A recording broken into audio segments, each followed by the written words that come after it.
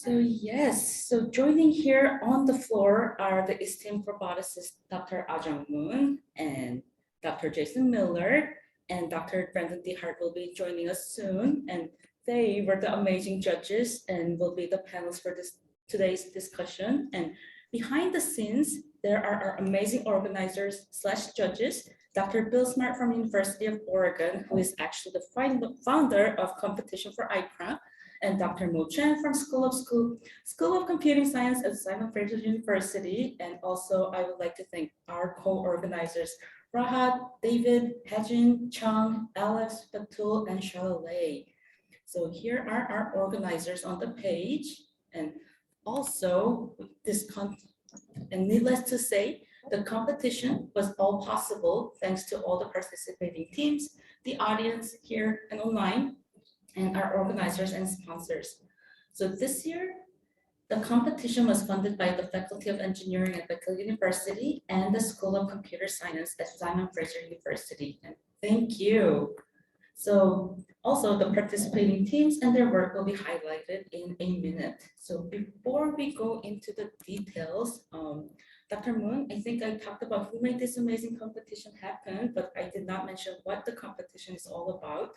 Could you please describe the essence of this competition? Sure. Can everybody hear me okay? Perfect. So welcome. I'll briefly describe the competition, what it is about, how we ran it this year, a little bit of the context here. For a long time, it has been an issue for us to kind of think about roboethics as a technical challenge, because when you think about ethics, it sounds more like philosophical debate, and it could be quite boring sometimes, and you would be thinking, I'm not an ethicist, don't talk to me. Right? Not me, yeah. Not Jason. But for a long time, as an engineer, I've been really interested in roboethics, and I wanted to bring this notion of ethics to be relevant to designers. So one of the contexts we can think about ethics-related scenarios that is more close to day-to-day is the task of fetching objects. We all want Rosie the robot that can roam around your home and grab items and fetch it for you, or retrieve it and give it to somebody else. But if you think about the scenario between the combination between people who are requesting these items, the items themselves, and then the recipient, there's a lot of moral kind of calculus that we humans employ when we are thinking, well, maybe we should not be giving somebody's credit card to somebody else where the credit card does not belong to the recipient. Maybe that's not a cool thing. Maybe it is a weapon. Maybe we need to have other considerations. So while within robotics, we've been looking at this functional task of grasping, navigation, and delivery and handoff, we wanted to actually take a look at what are some of the ethically salient situations and how do we design for such a system. So that's what this whole ethical challenge is really about. So in this competition, we had two different parts. For the first part, we gave people the ethics challenge, which is, okay, imagine yourselves as ethical consultants.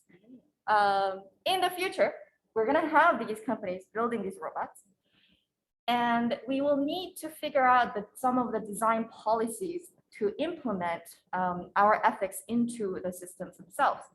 So we collected a number of proposals of how we should be designing these in the first place.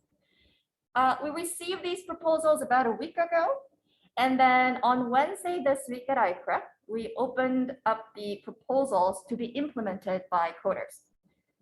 Very simple process called processing. It's a coding environment.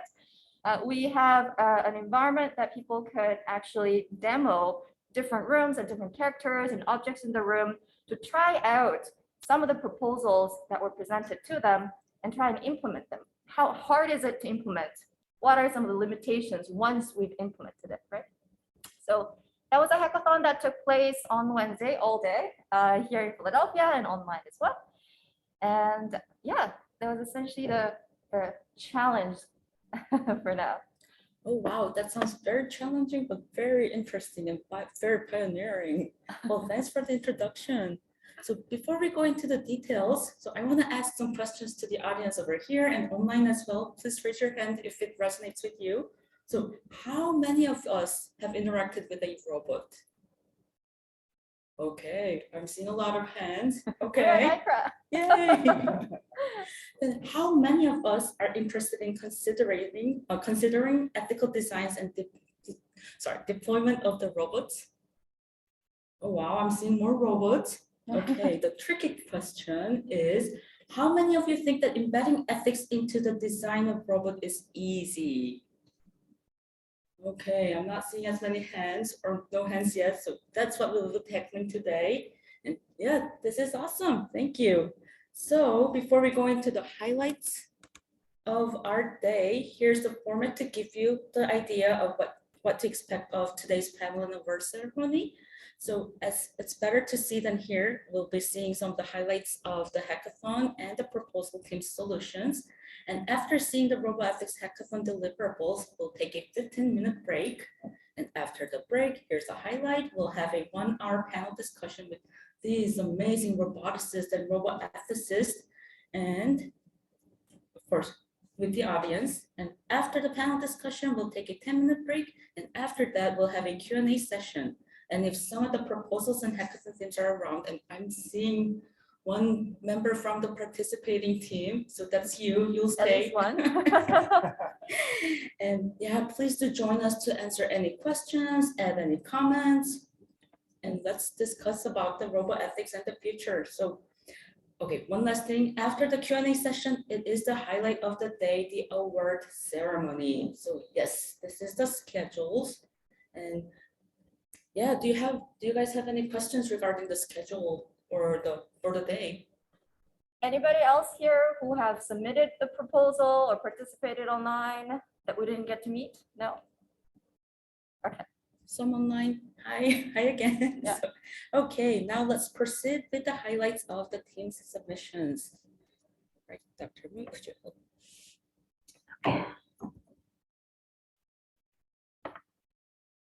Give me 1 second. There we go. There's YouTube. Which one are we playing?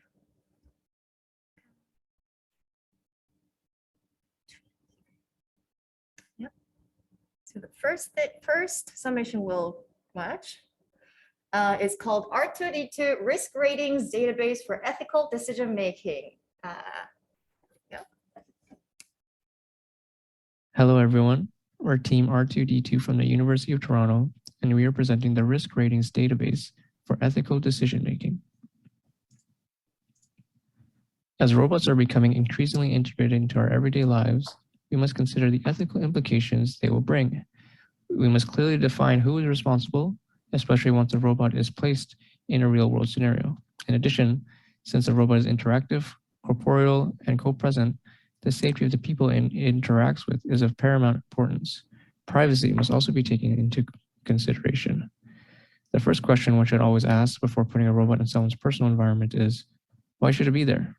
In the context of a consumer-ready home robot, it is there to fetch objects from one room and bring it to a requester in another room, to save time if the person has trouble moving, or to deliver an item to another person in another room. The importance of ethical policymaking is increased as corporeal robots that share our environment have the ability to influence us and our family members. This is particularly important in the case of domestic social robots, since it has been shown that the more familiar a robot is, the more persuasive and trustworthy it is. So what is considered an ethical problem? It's a scenario where a robot must make a decision with resulting outcomes that are morally gray. We as policymakers are directly responsible for the actions of the robot and the resulting consequences. For example, consider the following scenarios. Should a robot deliver an adult's gun to a teenager for self-defense during a home invasion? Or should a robot deliver some personal possession that is requested by a police officer with a search warrant? The ethical answer is not directly obvious and requires a deeper analysis and understanding of the situation before arriving at an answer. We are proposing a data-driven situational risk assessment module to provide quantifiable metrics that support the ethical decision-making process of home fetch robots. Our solution is motivated by the failure modes and effects analysis, or the FMEA, used in reliability and safety engineering. The main purpose of the FMEA is to assign importances based on risk of failures for engineers to prioritize during their design review. In an ethical scenario, we consider the query and the surrounding context to assess possible risks before making a decision. So the risk number is achieved by multiplying the likelihood of occurrence and the severity rating together. Severity is a qualitative metric for describing the amount of harm that may occur from an event, and the occurrence is the probability of the outcome actually occurring. These criteria, shown in the tables, help standardize the evaluation of the risks to policymakers, developers, and users. Here we have some example entries of the R2D2 database. The database includes headings for the query, which is the object and the destination, headings for the related context, ownership of the item, which include ownership of the item, other people, other items associated with queried item, decision of the robot, possible worst case scenario outcome given the decision, the occurrence rating of the outcome, the severity rating of the outcome, and the associated risk rating. So let's go through one example from this table. Suppose there's an intruder in the house and there's only a teen minor and a baby in the household present. For self-defense, the teen wants the robot to get their dad's hidden pistol, but the dad has not given his immediate authorization. If the robot agrees, there's a possibility that the gun goes off during transport, alerts the intruder, and or possibly kills someone in the process.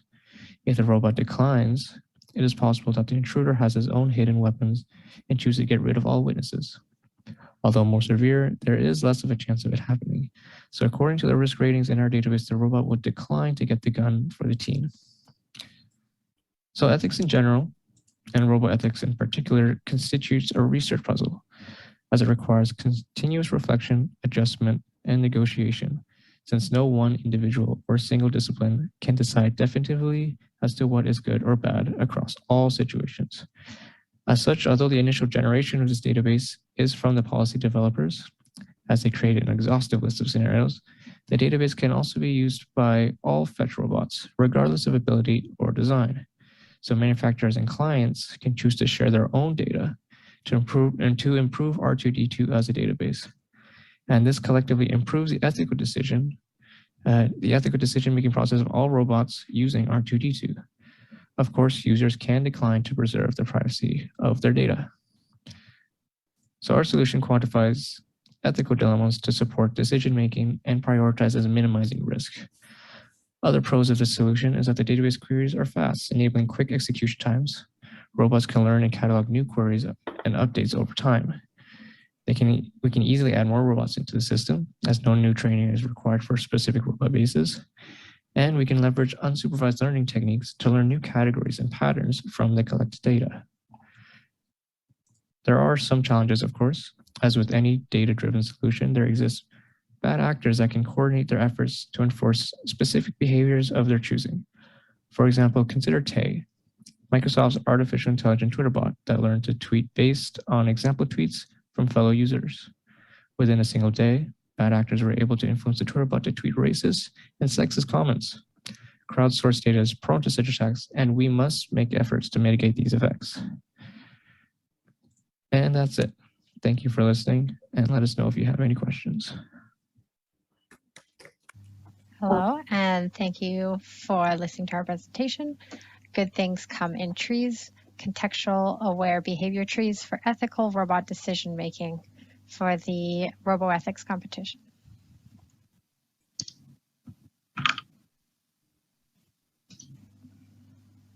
Robots can be used to improve human lives in many ways, including assisting those with mobility, sight, or hearing impairments, or even performing mundane tasks to help us free up our time, since we all know we never have enough time. However, we are so excited to see robots integrated into our homes, it's important that we do not forget about the ethical considerations and implications of integrating them into our everyday lives.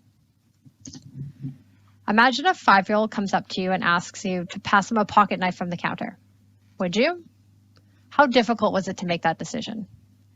Humans have an inherent moral compass that draws upon all of our learned cultural, social, emotional, and situational knowledge.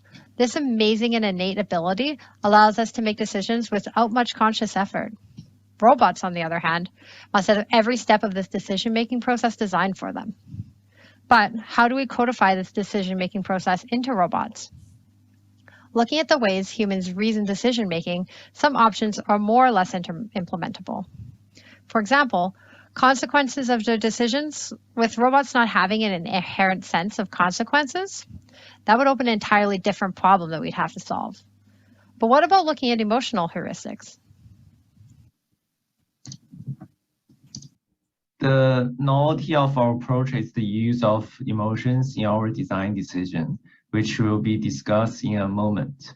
As previously mentioned, robots lack the ability to make rational decisions, and it's usually reliant on the designer to make such decisions. In order to add some flexibility into our implementation, emotions serve a useful purpose. Emotion allow us to determine which facts about the world are relevant in order to make decisions about which actions to take. As such, emotions can serve as a heuristic which can allow humans to quickly make decisions and allow us to focus our attention on what is important. Although emotions can add more versatility in terms of ethical design, emotions are opposed of rational decision-making, which is normally taken when designing user-facing systems. However, emotional states can influence human decision-makings, and intense negative emotions can disrupt self-control and leaving room for situations that could be dangerous. As such, incorporating such situations into our implementation can create a safer and more ethical experience for the user.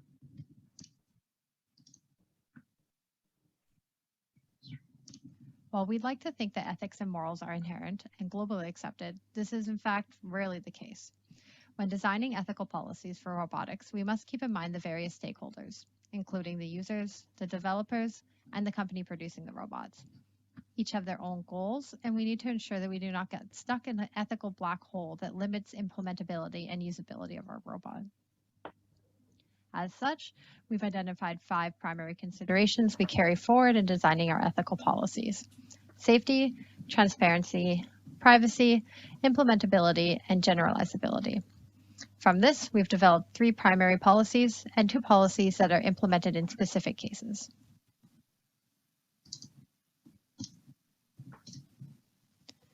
But before we talk about our policies, we're going to quickly introduce our household user groups. Each group contains 3 age groups: adults, teens, and children. And the categories include those in the household or those designated by an admin as a household member, family external to the household, friends, and unknowns.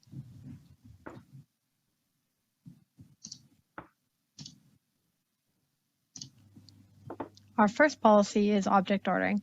This is our safety policy and uses negative somatic markers, or objects we've learned negative associations with, to determine branching in our tree. We designate dangerous objects as those logically known to cause harm with intended or misuse, and mind-altering objects as subjects intended for ingestion, but with mind-altering or overdose properties.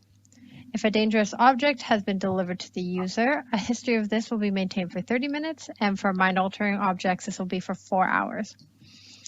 This history will affect the branches in the tree and limit the user groups and objects that can be delivered.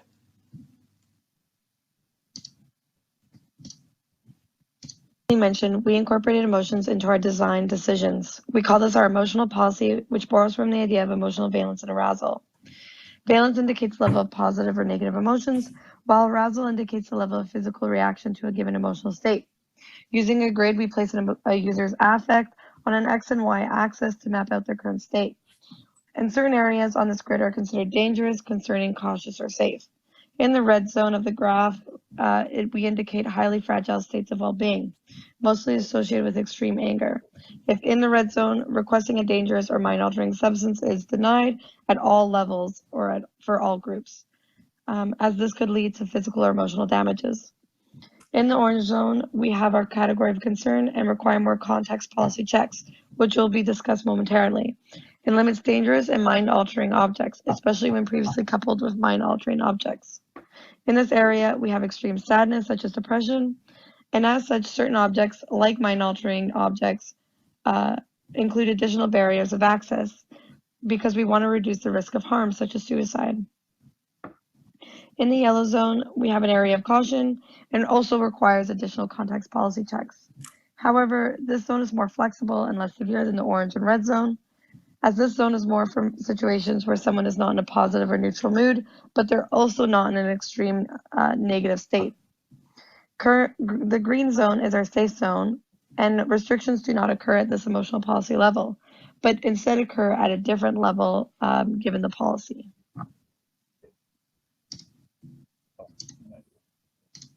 Our object category policy then defines the category the object belongs to, and as such, it has its own contextual questions and considerations. We have attempted to make these categories broad so that any object can be assigned to one of the defined categories.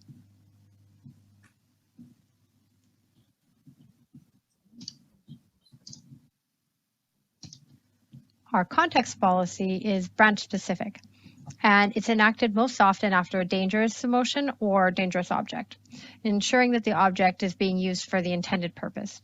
However, in some cases, it is object specific. For example, checking the age and asking for alcohol, or making sure a parent is present if a child's asking for toothpaste. As such, these branches are very specific and they take a lot of care to design. These are confirmed with verbal confirmations or sensor detection, such as detecting the presence of a parent or which room the robot's currently in.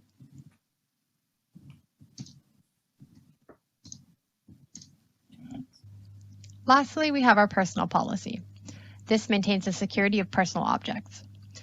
This is a controlled hierarchy by an administrator. The administrator can designate personal objects from certain object categories and can also designate other users to select their own personal objects or assign the personal objects to those users. Users cannot select objects as their own if they've already been designated as personal by someone else. This helps to protect important personal documents, but also simple personal items such as clothing.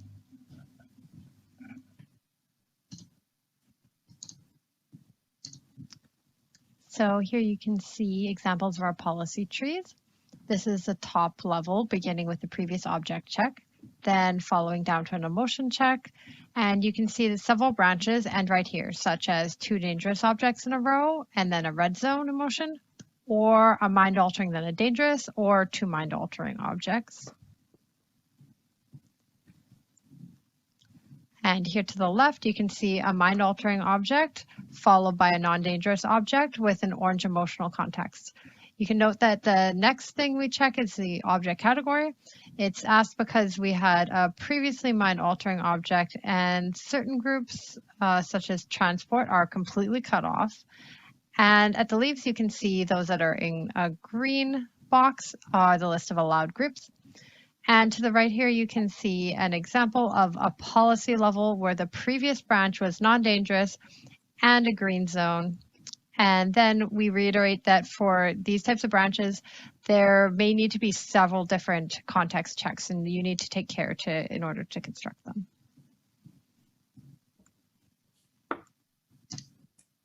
In this work, we adopt behavior trees as our overall implementation design.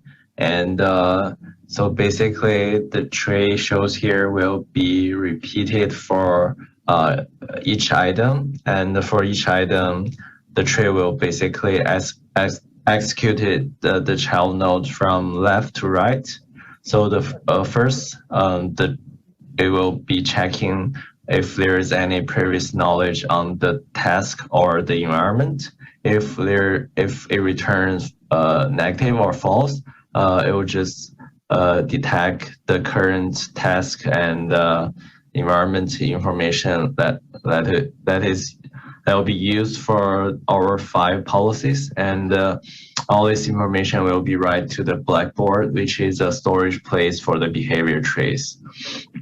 If it detects positive or after it finished detecting all the information, so basically the behavior tree will go to the next child node, and which will read all the information that is useful for the our 5 policies from the Blackboard. After we get enough information, all the sufficient information to check on if there's any violation on our 5 policies, the behavior tree will move to the next child node. Basically, it will check if there's any violations on all of our 5 policies. If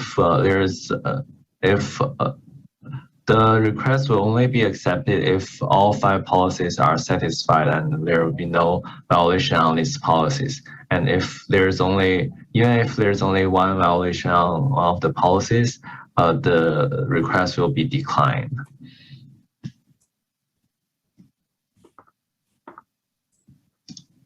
Clear benefits of using behavior trees that the behavior tree is efficient and explainable. Also, the behavior tree is very easy to modify. For example, for our context policy and the personal policy, it may not always be the case. So sometimes we may not be checking on those 2 policies. And for behavior trees, it's very easy to modify and just remove those 2 policies in some cases. So now I'll be talking about the strengths and the limitations of our implementations. So for strengths, we have emotions as heuristics, and we have semantic markers of negative objects, and we also did some explore on the context. Other than that, so although we have addressed the policies of safety, privacy, legality, and emotions, one particularly difficult problem to solve is making moral decisions. These decisions may not necessarily be dangerous or illegal, but do have negative moral implications. So we hope that both emotional and the context policies can begin to allow robots to make these type of decisions. However, more research needs to be done specifically to improve this area of ethical robotics decision makings. Also, there's a huge room for improvement to get accurate emotion and context information.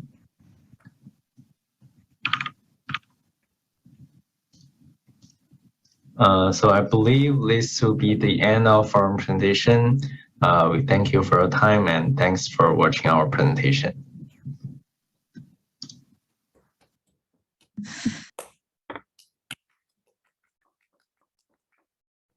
All right. Can you guys hear me okay? Okay, so the reason for sharing this video is these videos are because the proposals are amazing. And if you know about it, it's better to participate in the discussions and understanding about the hackathon solutions. So yes, I'm seeing some members who actually provided this amazing proposal. Would you like to highlight your solution? Like what were some of the challenges, or this was amazing and long, but what's the essence of your team's proposal? Would you like to add? Yeah. Would you like to come to the mic?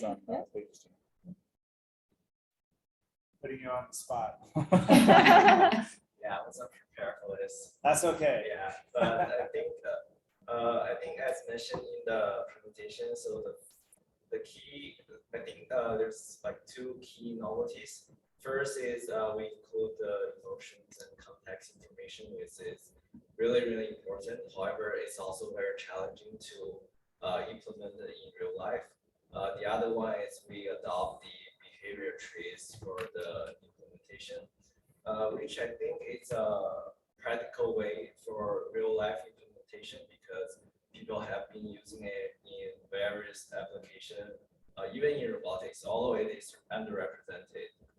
And the behavior tree compared to other methods is explainable and it's also based on human design, which is safe and easy to modify. And in the long term, we believe like these methods could be the base steps for designing a learning-based methods in the future, because all the data, like all the data from the from the behavior tree designs could be used for learning-based methods. I think that's some thoughts that's not in the presentation, but would be interesting to share. Oh, thank you, thank you. Yes, and I also want to add that you may sit down. Thank you. The team proposal from team 2, they were actually the winner from the last year's robotics hackathon, so it's good to see them again. And shall we move on to the other proposals? Sure. Thank you. Good morning, everyone. Today, we are going to talk about Ethics Challenge organized by ICRA 2022. My team includes Sachin Pulil, Zishan Islam, Shiksha Sabharwal, and Aditya Cheb. Next, please. All right. The problem statement for our ethics challenge is to propose an ethical policy framework for a social robot with an indoor environment that fetches objects from position A to position B based on human commands. So that is the main theme of our ethics challenge.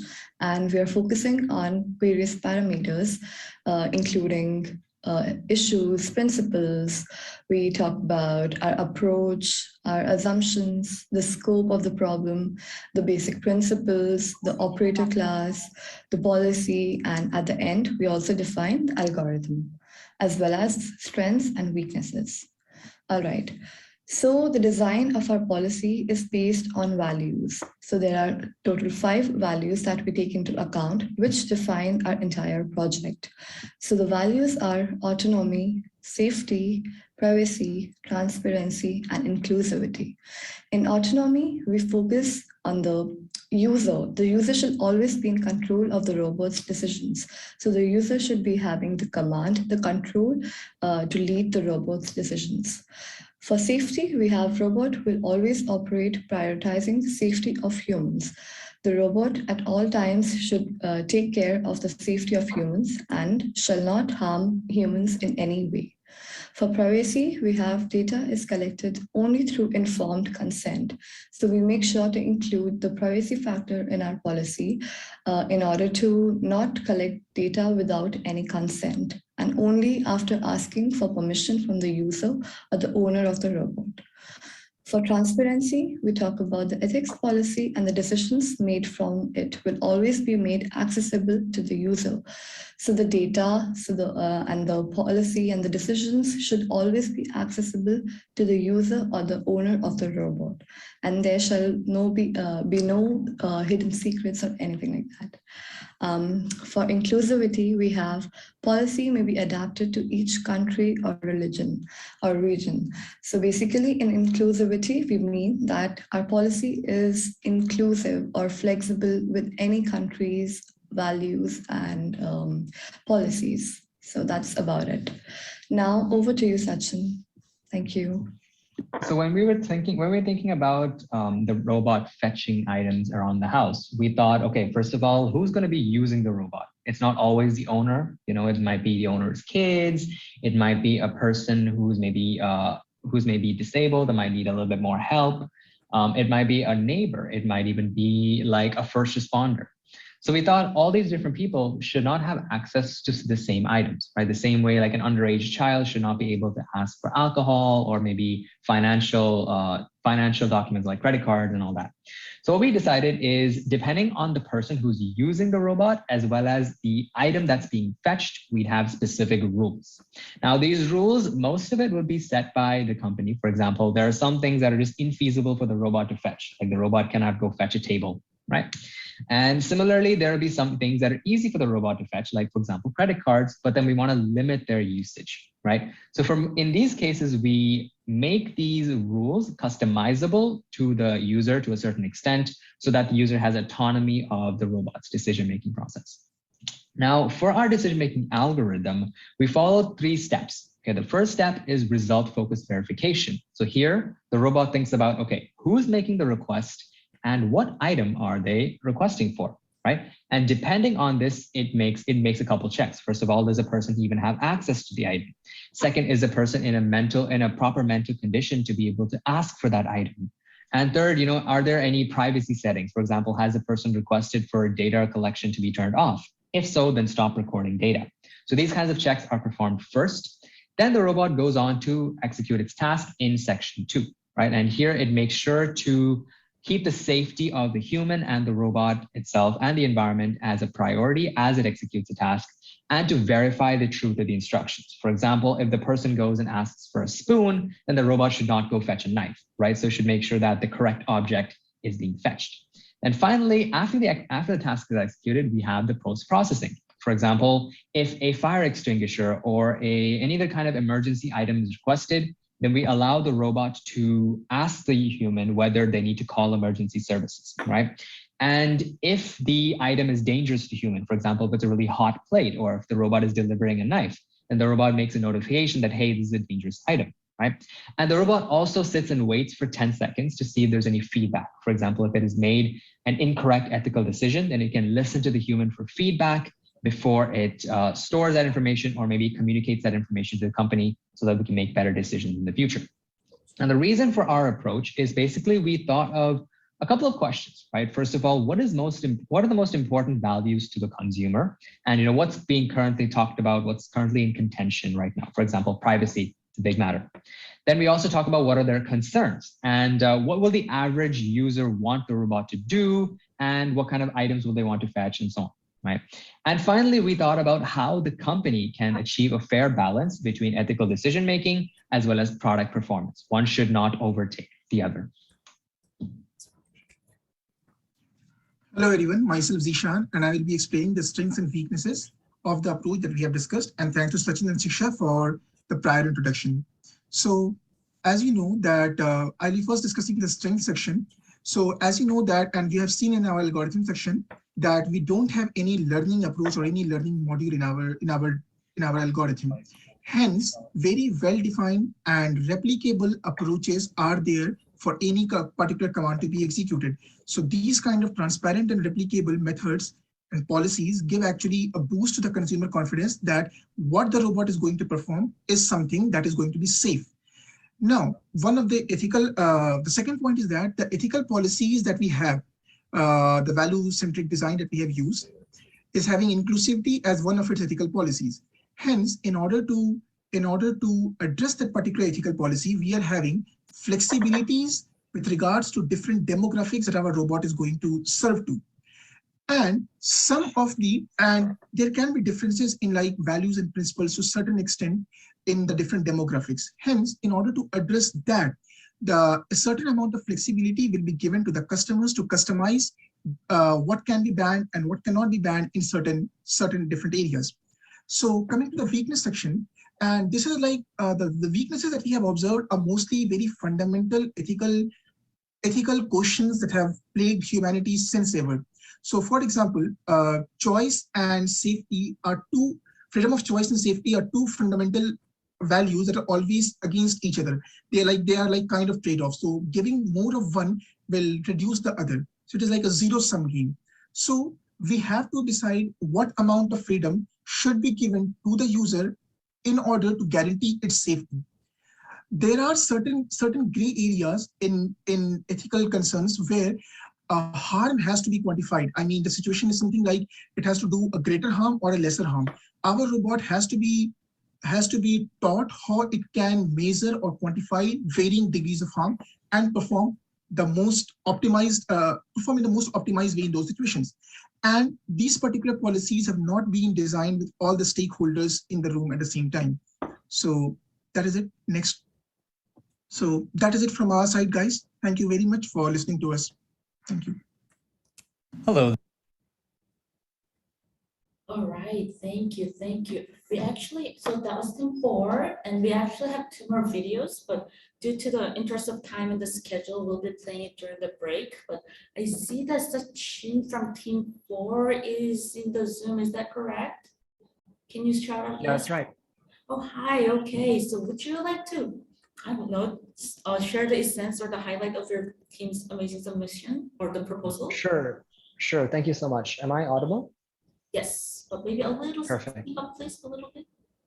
Okay, sure. Better, thank you so much for this opportunity. Regarding our policy, I think everyone's policies here have somewhat handled or somewhat addressed what items the robot should fetch and should not fetch, and whom they should fetch it for, and sort of when they should fetch. And that's, of course, something that we addressed as well. But what we wanted to focus on were other issues that were also important to the consumer, things like privacy, which is a huge debate right now. And we found research where users were more likely to use a robot if they were assured of its privacy, that their data was not being collected without their knowledge. So that's one example of a value that we prioritize. Next is transparency. Everyone is afraid of technology these days because they don't know how it works. So one strength of our policy is that you can see the table right there. You can see exactly who is allowed to fetch which item, what are the categories of items we have, and we also allow the user to control which items can be fetched. So with this transparency, we hope to improve the trust that users will have in the robot. Next up is autonomy, which is a topic that Professor Miller has discussed. And that was something that was really an inspiration for us. We wanted to make sure that the user was in control of the robot for as much as possible. Like Zishan explained in the tail end of that video, this freedom of choice also conflicts with safety. So we cannot allow the robot to fetch something that would be dangerous for either the robot itself or too dangerous for the human. And that would limit the freedom of choice for the consumer. But as much as possible, we try to give autonomy, and we do that by allowing the user to control what can and cannot be fetched. So I believe these are sort of the biggest selling points of our policy. Okay, thank you. Thank you so much. Again, we'll be playing the team 1 and team 5's video during the break. And okay, we'll take a 15-minute break, and please do come back to this room and to the chat room so we can continue the exciting part where we have the conversation as a community have together. So yes, thank you.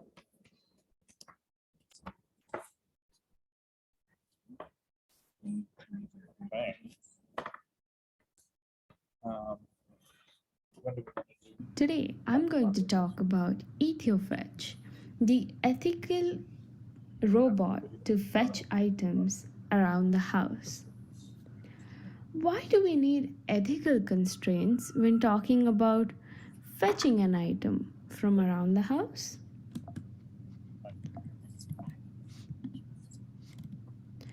Let us assume you have a visitor in your home and they ask you for access to your credit cards. If your robot had no consideration for ethical items, it would have just handed it over. And this is a big security risk. What if somebody under the age of 18 asks for explicit content? Your robot could have possibly handed that over too. What if somebody makes a request to place a thermometer on a gas stove? That would be harmful. To ensure that none of these situations where a person's well-being is put at risk occur, our design EthioFetch was created. We have broadly defined the scope of ethical considerations into 3 different areas. The first one is location and navigation. This deals with the robot locating and navigating objects within the space of the home. The second consideration was user preference and safety. This deals with the ethical considerations to ensure that fetching an object is not harmful to the user's well-being, and it is in accordance of the user's preference of whether or not a particular person has access to a particular object. And the third consideration is the destination, which takes into consideration whether or not placing the object in the destination causes some sort of harm to the object or people in its surrounding. To better help facilitate ethical decisions, we have divided the types of objects into 4 different types. One is medical objects, which include things like bandages or medicines. The second type is monetary objects, which include objects of high monetary value like jewelry, credit cards, or money. The third type of object is fragile objects that need to be taken care of. The fourth type of object is objects that have explicit content. For each of these objects, there is an associated hazard level. The hazard level determines whether or not a particular object is hazardous to a user or not. The destination can be classified into 3 different types. The first one is unsafe. These unsafe destinations are something like gas stoves. The second destination is possibly unsafe, and this depends on the type of object that you are trying to place in that destination. And the third type of object is always safe. So let's go over how EthioFetch makes a decision. When a user asks EthioFetch to fetch something, EthioFetch adds that request to a priority queue.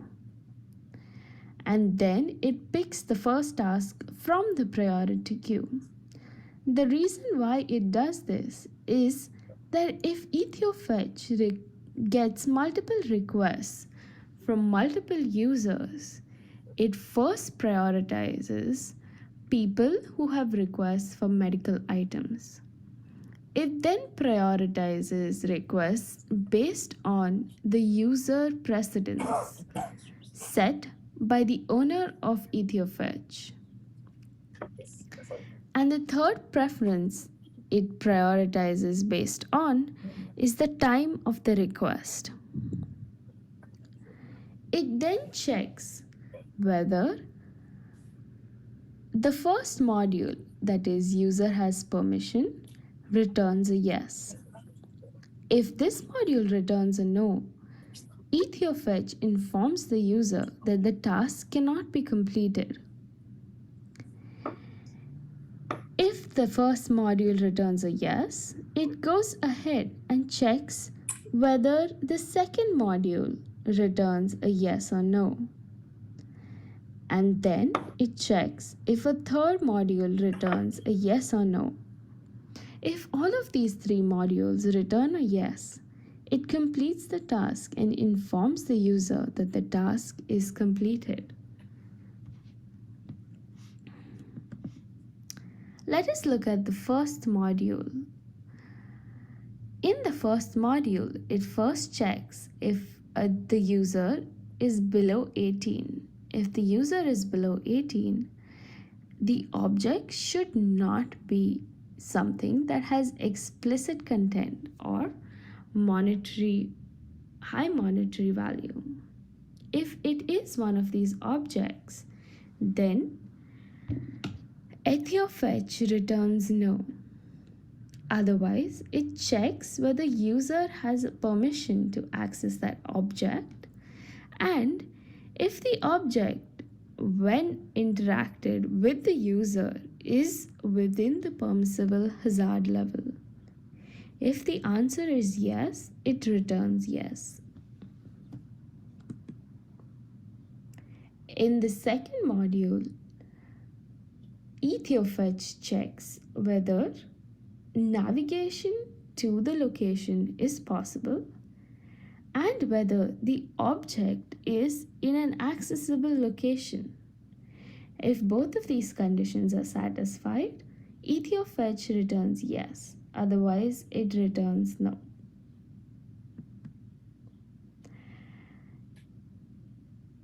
In the third module, EthoFetch checks whether the final destination is a user or a location.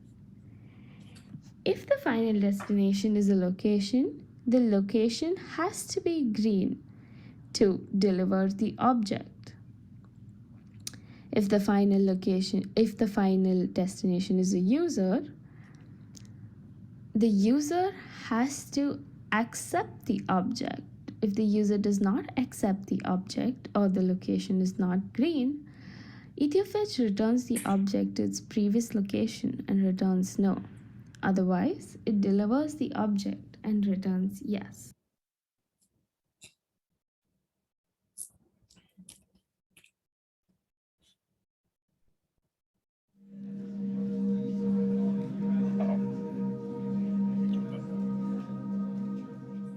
In my programming classes, we were taught things about graph theory. I was taught some of the basics of this, like what's a planar graph, what's a bipartite graph, what's a clique, et cetera, et cetera. Who's running this one? Is it this one? I thought, wouldn't it be neat if you did that with people? Wouldn't it be cool if like someone, I wonder if anyone's ever thought of that. Of course, I mean, at my department, nobody did social network analysis, so there was this one obscure journal in the library called Social Networks with a bunch of formulae I couldn't make sense of, and I thought, oh, well, no. Maybe somebody Microsoft research. I'm pretty sure he's still at Microsoft New York there today. Oh. So I'd kind of understood both of these. And, you know, I'm also, I guess, what do we call us, Zennials? I'm not quite a millennial, not quite a Gen X. Sort of in between. I'm in this. Wait, yeah, got it. Where was the other one? Today, I'm going to talk about EthoFetch, the ethical the other one? robot to fetch items. No, like can we go up the top of the list? More no, we already played that one. Yeah. Oh yeah, that one. Oh, there it is. Value? Yes. Hi, my name is Ivan. My solution is for a value alignment problem in a deep reinforcement learning robot that's equipped with a reward function that optimizes the robot to complete fetch requests for items located in all permissible areas of a household. I live in Philadelphia. A value alignment problem occurs when an AI's actions towards an end goal conflict with human values. Examples of value alignment problems in this case may include a successful fetch request in which children gain access to items that might endanger them, for example, alcohol, a weapon, or prescription drugs. A successful fetch request in which visitors gain access to intimate and private material that would result in an embarrassment or safety risks for the residents of the household. Any successful fetch request made by an intruder. My solution to value alignment problems is to create and apply what I call a value framework. A value framework is a set of principles that aims to control an AI's instrumental actions for human values. The first step in building a value framework is to identify the salient human value that you want to control for. In this case, the salient human value is a desire for ensuring that a successful fetch request does not put items that might cause harm or embarrassment into the wrong hands. Once the salient human value has been identified, the next step is to extract actionable rules that will, as much as possible, safeguard the salient human value. In this case, the risk lies in putting items in the wrong hand. The primary task is sorting requesters into groups and working out the limitations to put onto each group. We can get clues on how to do this by observing how most human homes are arranged. Parents, as the principals in their homestead, have unrestricted access to all items in the household. Children domiciled in the household have a broad right to access most items in the household except dangerous items. These items are stored in acknowledged child-restricted areas. Visitors are restricted from accessing personal living spaces. They can only access items in areas that facilitate entertaining, like the kitchen, living room, and perhaps a supply closet. Intruders are denied any cooperation, and it's important that they are exposed to the homeowners once they've been detected. Our value framework will uphold these broadly held human preferences. It will identify 4 stakeholders and limit the areas in which they can send the robot to complete a fetch task.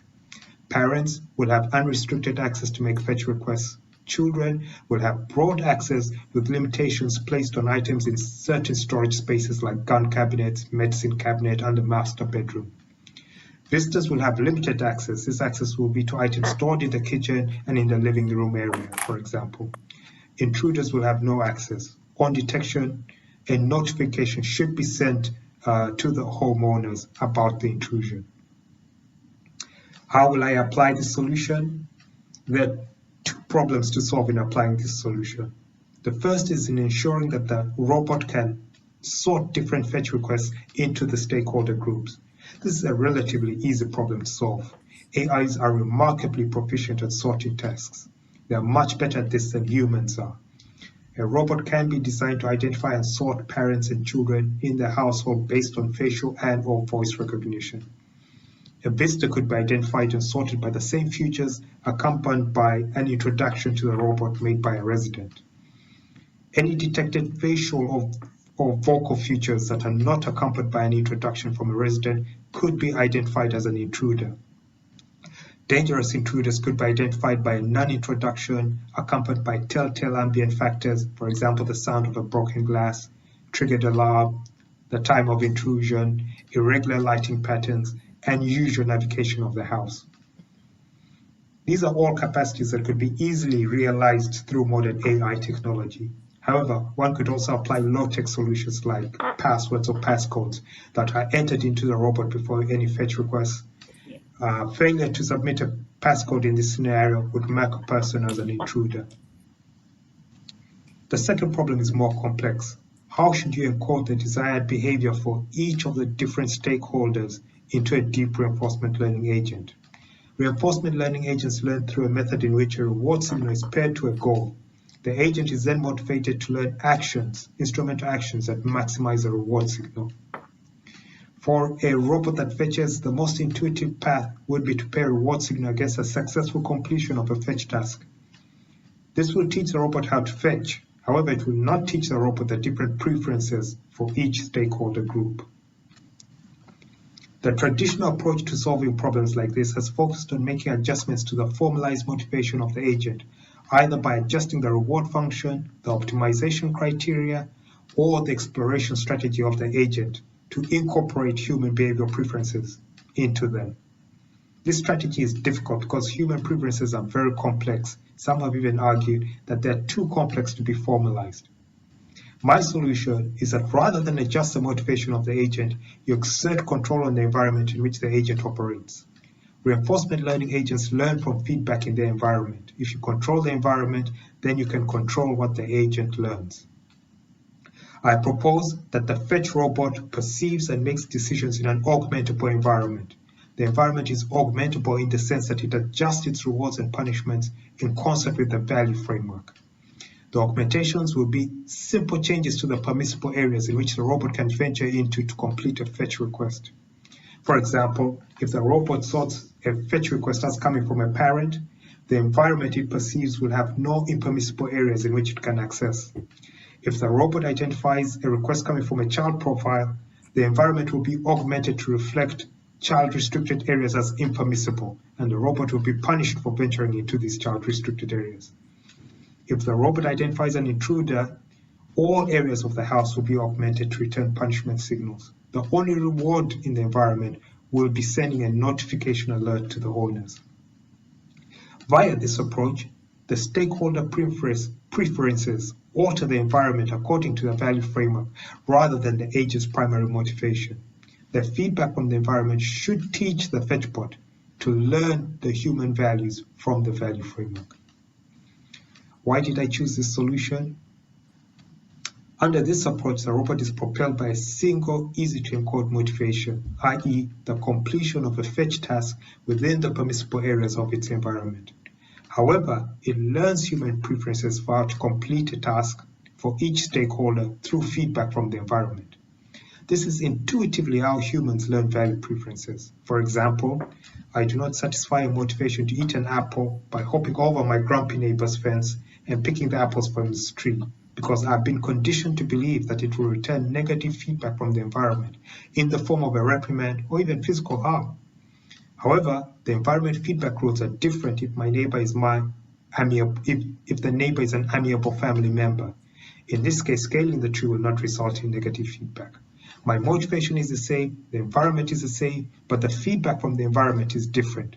This affects how I behave. A major strength of this solution is that it's easy to encode. It does not involve the complexity of trying to formalize complex human preferences into the agent. What changes is how the environment appears to the agent, depending on what category the request is sorted into. Again, this is not complex to program. It might help to think of the solution as comparable to a video game. Video games tend to center a playable agent who operates under a consistent motivation and prescribed movement. The agent is placed in different environments called game levels or stages, and propelled by the same motivation and movement must learn to navigate the environment. Deep reinforcement learning has been shown to be very effective at learning to play video games, in many cases far exceeding the capacity of human expert players. In this case, each stakeholder environment is like a different level in the video game. Each environment has slightly different rules, and the robot must learn to navigate these rules propelled by its primary motivation and by way of its prescribed movements. One weakness in this solution is in addressing how to accommodate the diversity in shapes and arrangements of the living spaces. The robot must be able to identify rooms and storage spaces in the wild. A solution to this problem is to have the labels and permissions prescribed as opposed to learned. In this scenario, once a fetch bot has been purchased, an installation technician or a detailed user guide maps and labels the residential area along with the access permission extended to the area for each stakeholder group into the robot. The solution is also effective for situations in which the owner's preferences diverge from broad preferences. For example, a parent might have a sickly child and might find it important that the child is able to access the medicine cabinet as needed. In this case, the installation mapping will omit the medicine cabinet as a restricted area for the child's profile. Another weakness is that the solution assumes that the owners are responsible and that they store items in the appropriate places. The solution might not be completely reliable in homes that don't have consistent and safe storage behavior. Hello, everyone. We're Team R2D2 from the University of Toronto, and we are presenting the All right, how was the break, everyone? And I'm seeing the authors from proposal 1 and 2. So Ivan and Michael, if you would like to, like one by one, like share the highlights or the sense of your proposals.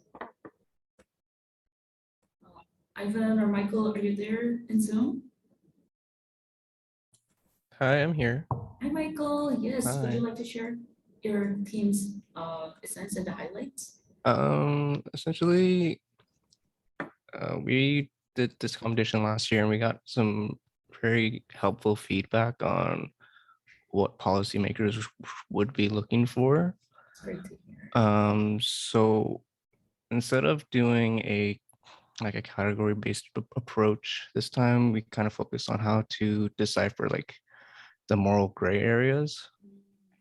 So we took inspiration from like safety engineering for like cars or any other engineering projects. And we kind of use that to quantify at least the risk associated with a decision. And so that would at least help the robot decide on a decision between like a yes, between accepting or rejecting a fetch request. Thank you. Ivan, are you there? Okay, we can come back. So yeah, I hope everyone had a good break. So yes, now it's the exciting part.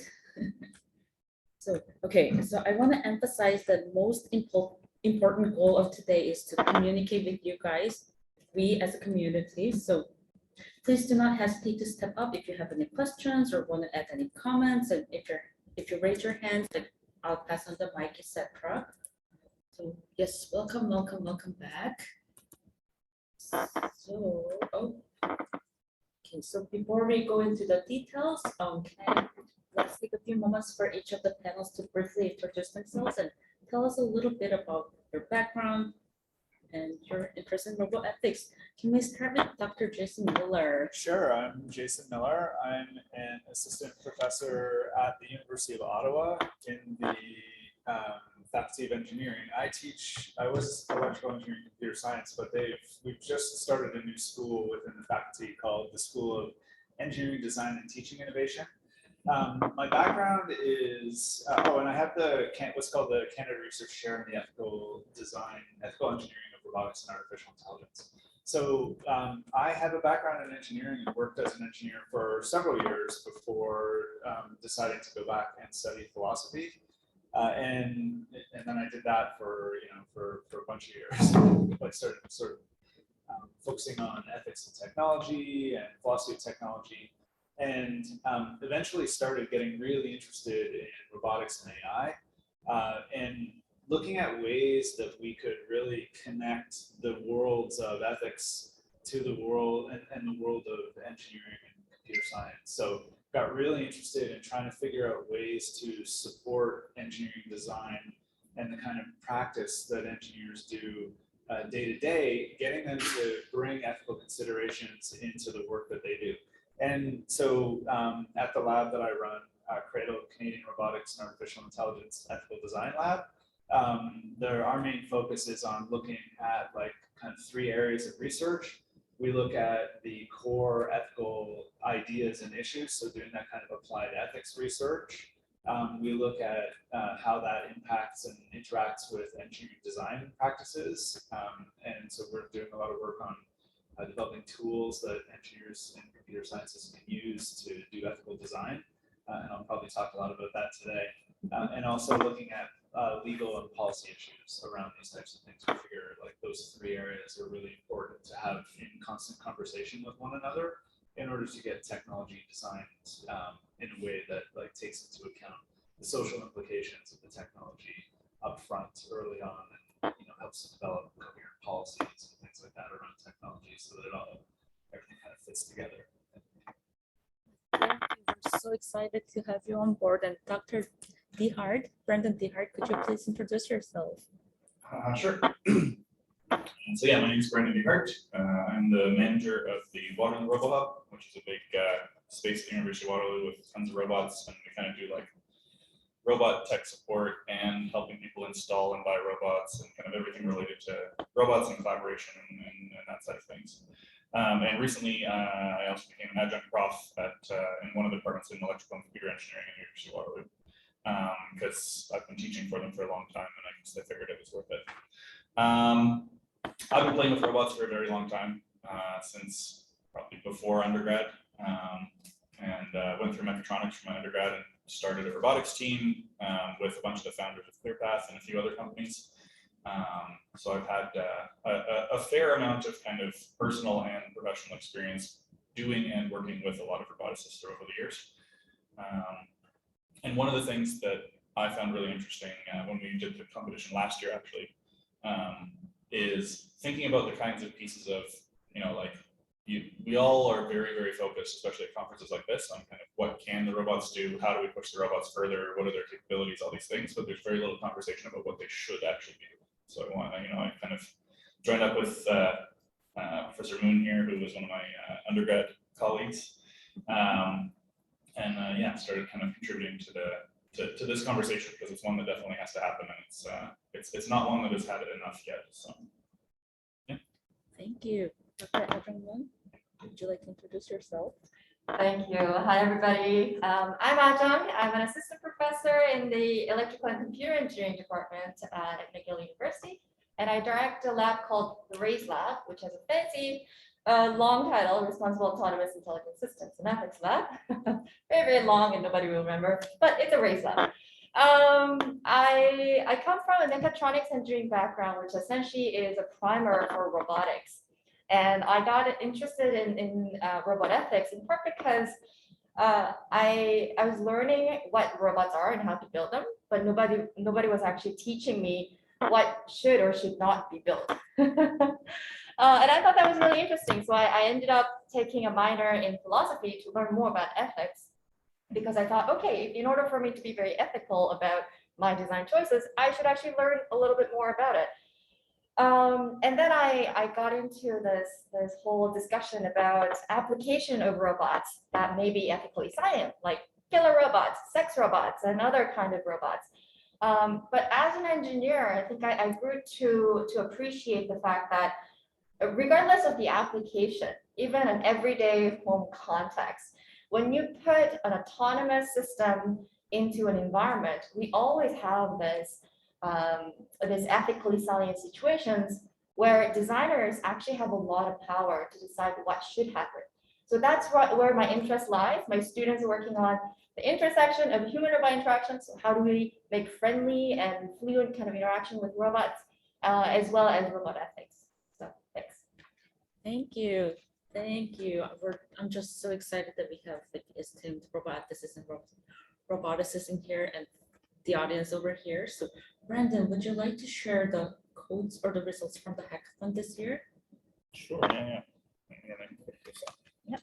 So we can hear. All right, I'll do this. You can actually hear me. Okay, so let me share.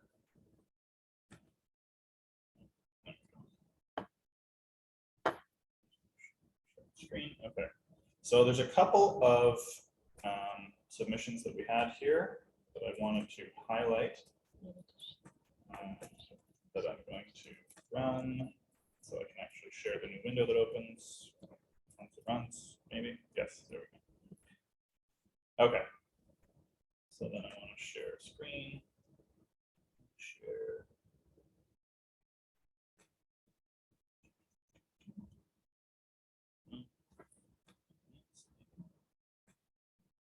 Sorry about this. It must be in another desktop. Okay, hang on. I need to put all of you on a different desktop. Okay, let's try. There we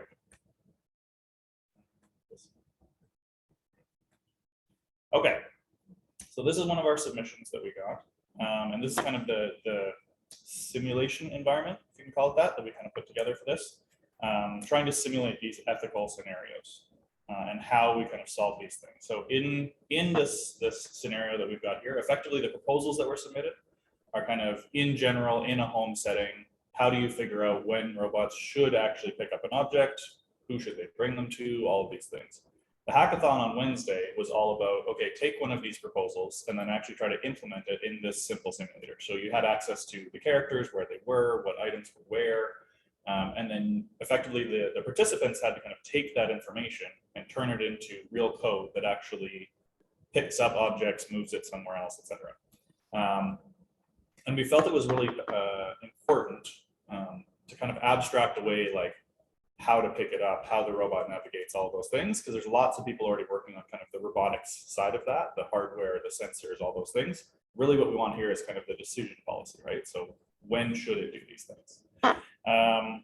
So this submission, let me just double check which one this is. I believe this was from Jean-Christophe Brisson from l'École de Technologie Supérieure in Montreal, Canada, who implemented proposal 4, which was, I want to say, EthioFetch.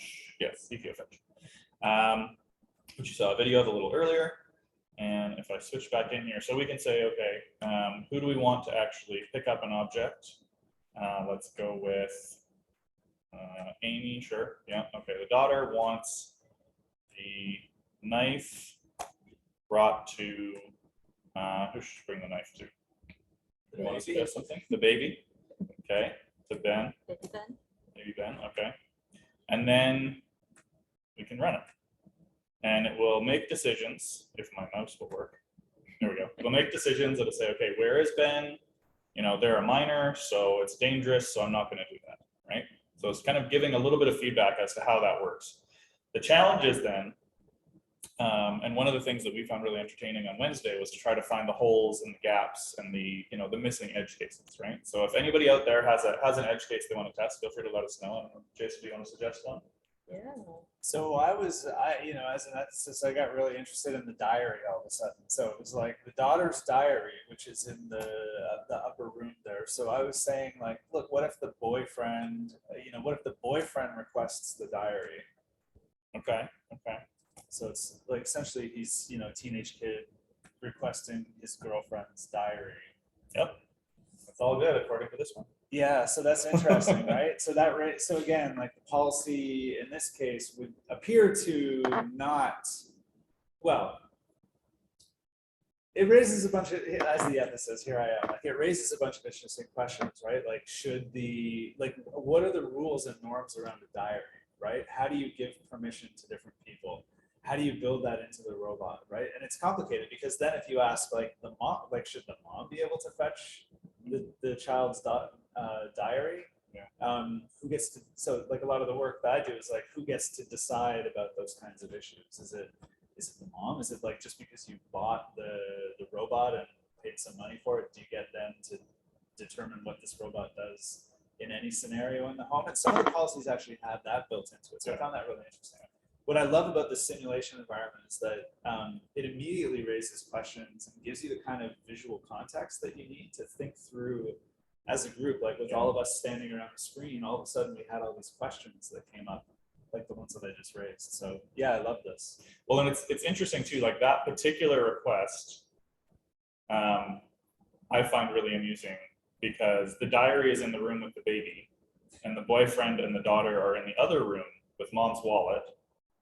And if you ask to bring the diary, like it's being brought to the room where the owner of the diary is. So maybe that's okay because then they're there. If it was brought somewhere else, maybe that would not be okay, right? Like how many layers down do you have to go before you kind of have your confirmation there? Yeah, and that, I mean, those would be other ways of testing the policy for the rules around the diary. So if the daughter is in the room, can you assume that she's given permission somehow? If it's in her room, can you assume that that's just a place that it should always be? What if there are other people in the room? You know, so yeah, just, I mean, for me, yeah, the visuals of this, like the hackathon just gave us a really interesting window into, well, what simulation does best, right? Like it allows you to see something happening and think about it differently than you would say if you were just sitting in a room reflecting on diaries and bedrooms and robots. Yeah. Yeah, and adding to that, I think one thing that's super interesting, or something that makes me think a little more, is these robots will be built to be interactive. So, like Jason, you were saying, if the daughter is already, the owner of the diary is in the same room, where the requester is also in the room, then you can assume that this person, this owner, is consenting to this request, or at least hearing it so that she can do something about it, right? Or that if the robot happened to be in the same room when the request is being made, and then robot should be able to understand the context of the social dynamics between the two of them. Maybe they're in a fight, right? Maybe this is a big fight relating to something that she has written in the diary. Then the robot is in a contentious situation. Do we even want to take into consideration those kinds of situations? Because when it's a human fetching these items for another human, we use this context, right? But it's really really hard for us to think about it from the design context. Yeah. Very cool. So I'm going to see if mom can give the credit card to the baby. That would be interesting.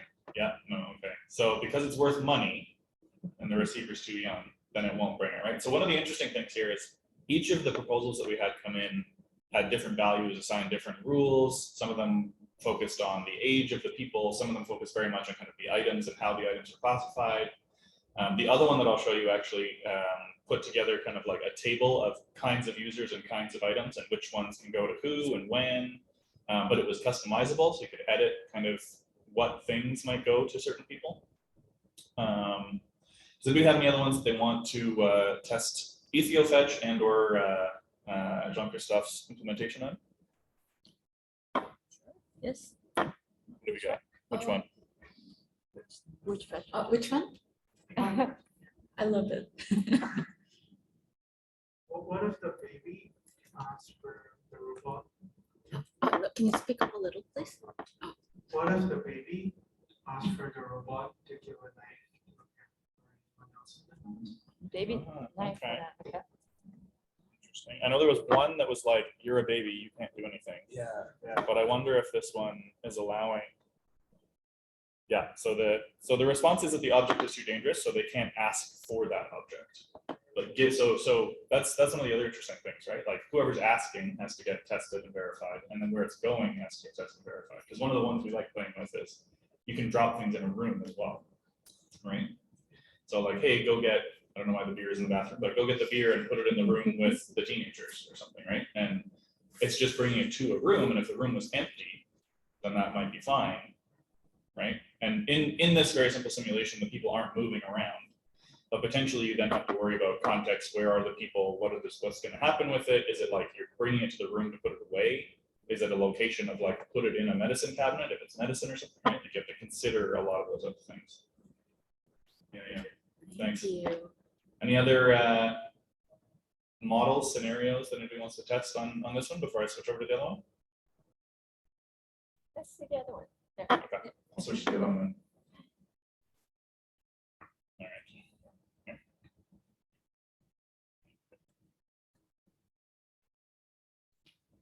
This one.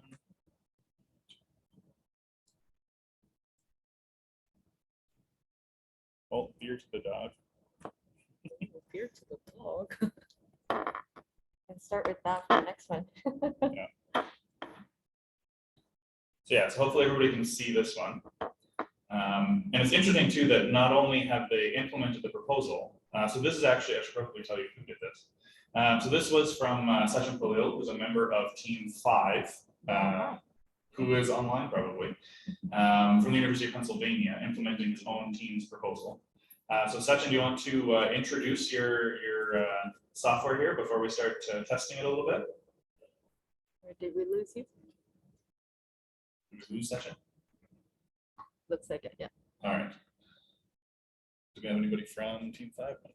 Okay, so we're just going to start playing. Okay, so beer to the dog was the one that was requested. Let's try that. Who's actually going to ask for it, though, would be the question. Because in some of them, the dog can't ask for things. Let's just say the daughter. Let's leave it at that. Beer. Chin's coming. Sachin's back. Yeah.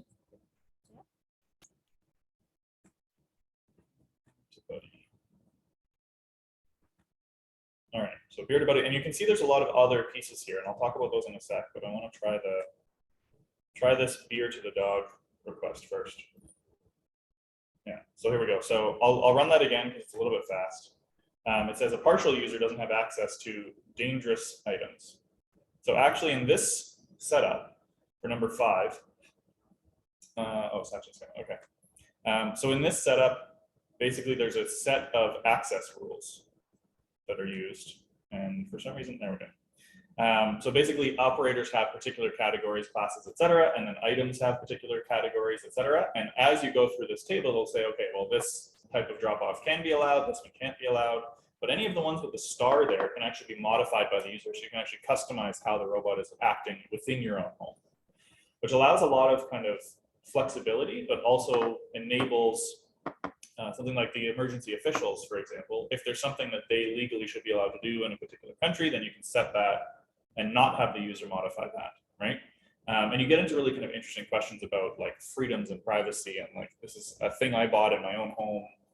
Why don't I have control over this? Things like that. Maybe you want to, one of our philosophers or ethicists want to talk about that side of things? Yeah, well, I mean, yeah, I guess with any technology, one of the assumptions that sometimes we make is that if you buy it, it's kind of yours and you can do whatever you want with it. But we see in a lot of cases that that's not the default. Sometimes for good reasons, sometimes for reasons that are completely opaque to the person purchasing it. So, for example, it could be that you're not allowed to modify a technology because it'll because the designers don't want you to modify a technology because it'll and the way that they'll protect that is by voiding warranties and stuff like that. Sometimes they'll say it's because of safety reasons. So one of the things I used to work on was like doing research on cochlear implants, which are like these implants that some people get when they have a particular kind of hearing loss or deafness. And what we found when we were doing that research is that the only people who had access to modify anything in the cochlear implant, like, you know, you can think of it like the equalizer in your in a stereo.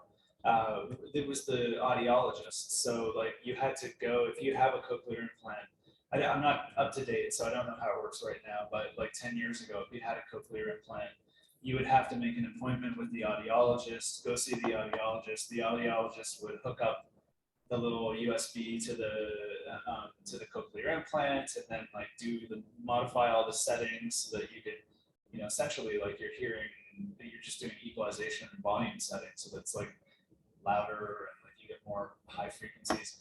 Anyway, it's just an example of when we were doing that research, we asked a lot of questions like, why shouldn't the user just be able to tweak those things? I mean, this is something that you could easily provide to the user. They could just hook it up to a laptop or a computer or their phone now, because these things all have Bluetooth, and like modify the equalization settings, like and like build their own customizable filters and stuff like that. But a lot of companies worry about like the safety implications, and the lawyers get involved. So you can imagine the same thing with robots in the home. Like, there are a lot of questions around what should be customizable, whether or not whether or not a company is more legally averse to the idea of having law enforcement come in and ask them questions about why they program something this way or that. And it's just like there's another good example about the law enforcement thing, like the iPhone, the famous San Bernardino case where they, Apple refused to give the encryption keys to law enforcement after that shooting that happened. And other companies were saying like, well, we would do that, no problem. Like we would give access to law enforcement to people's phones and things like that. But Apple took a stand. So yeah, these are the interesting ethical questions that come up with, how modifiable should the technology be? What do you lock? Who do you lock out from certain features, and so on and so forth. At times it gets very complicated. It's an interesting conversation to be had. And this is just like a great simple example of those kinds of things. And by implementing a particular policy, you enable those types of modifications. And in turn, as a result of doing that, it's like that question is now a live question for that technology. Like how are you going to characterize things? Which settings are modifiable and by whom to whom? And how can you modify them? Yeah, for sure. Yeah, actually, so this is an interesting one because this team is looking at the operators or the roles and its relationship to the item retrieval request.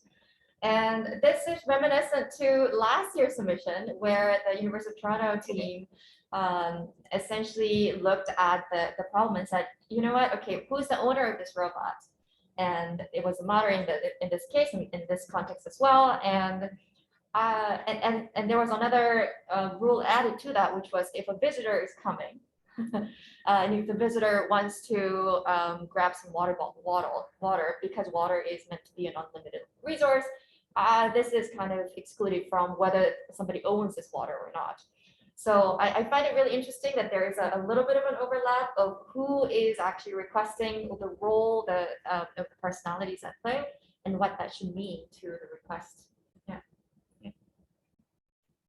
I also find it very entertaining that they took their role as so the way that we framed kind of the hackathon piece and even the proposal, because this is kind of pulled directly from the proposal, is like you're a consultancy for a company that is making a robot, designing a robot. It's going to go into homes. We need a design policy, etc. Right? So I find it very amusing that even if you're an administrator, if it's infeasible, the robot can't do it, then it's not going to pick it up. Fair, that makes sense. And if it's like a generally banned item, then only emergency officials can take it. So if it's an illegal drug, automatic, whatever it may be. But also if it's dangerous to the robot, it'll never do it. So like they're safeguarding the robot, but if it's dangerous to people, then some people can get it, right? So it's like, as long as the robot will be okay, then some people can get this object.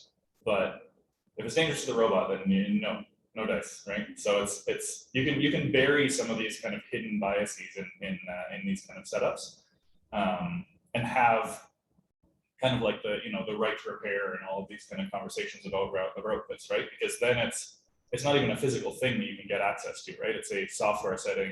Maybe it lives in the cloud somewhere. It's not even on your physical robot for you to kind of disconnect and open up and change things, right? So there's a lot of additional layers that have to get thought about in some of these scenarios.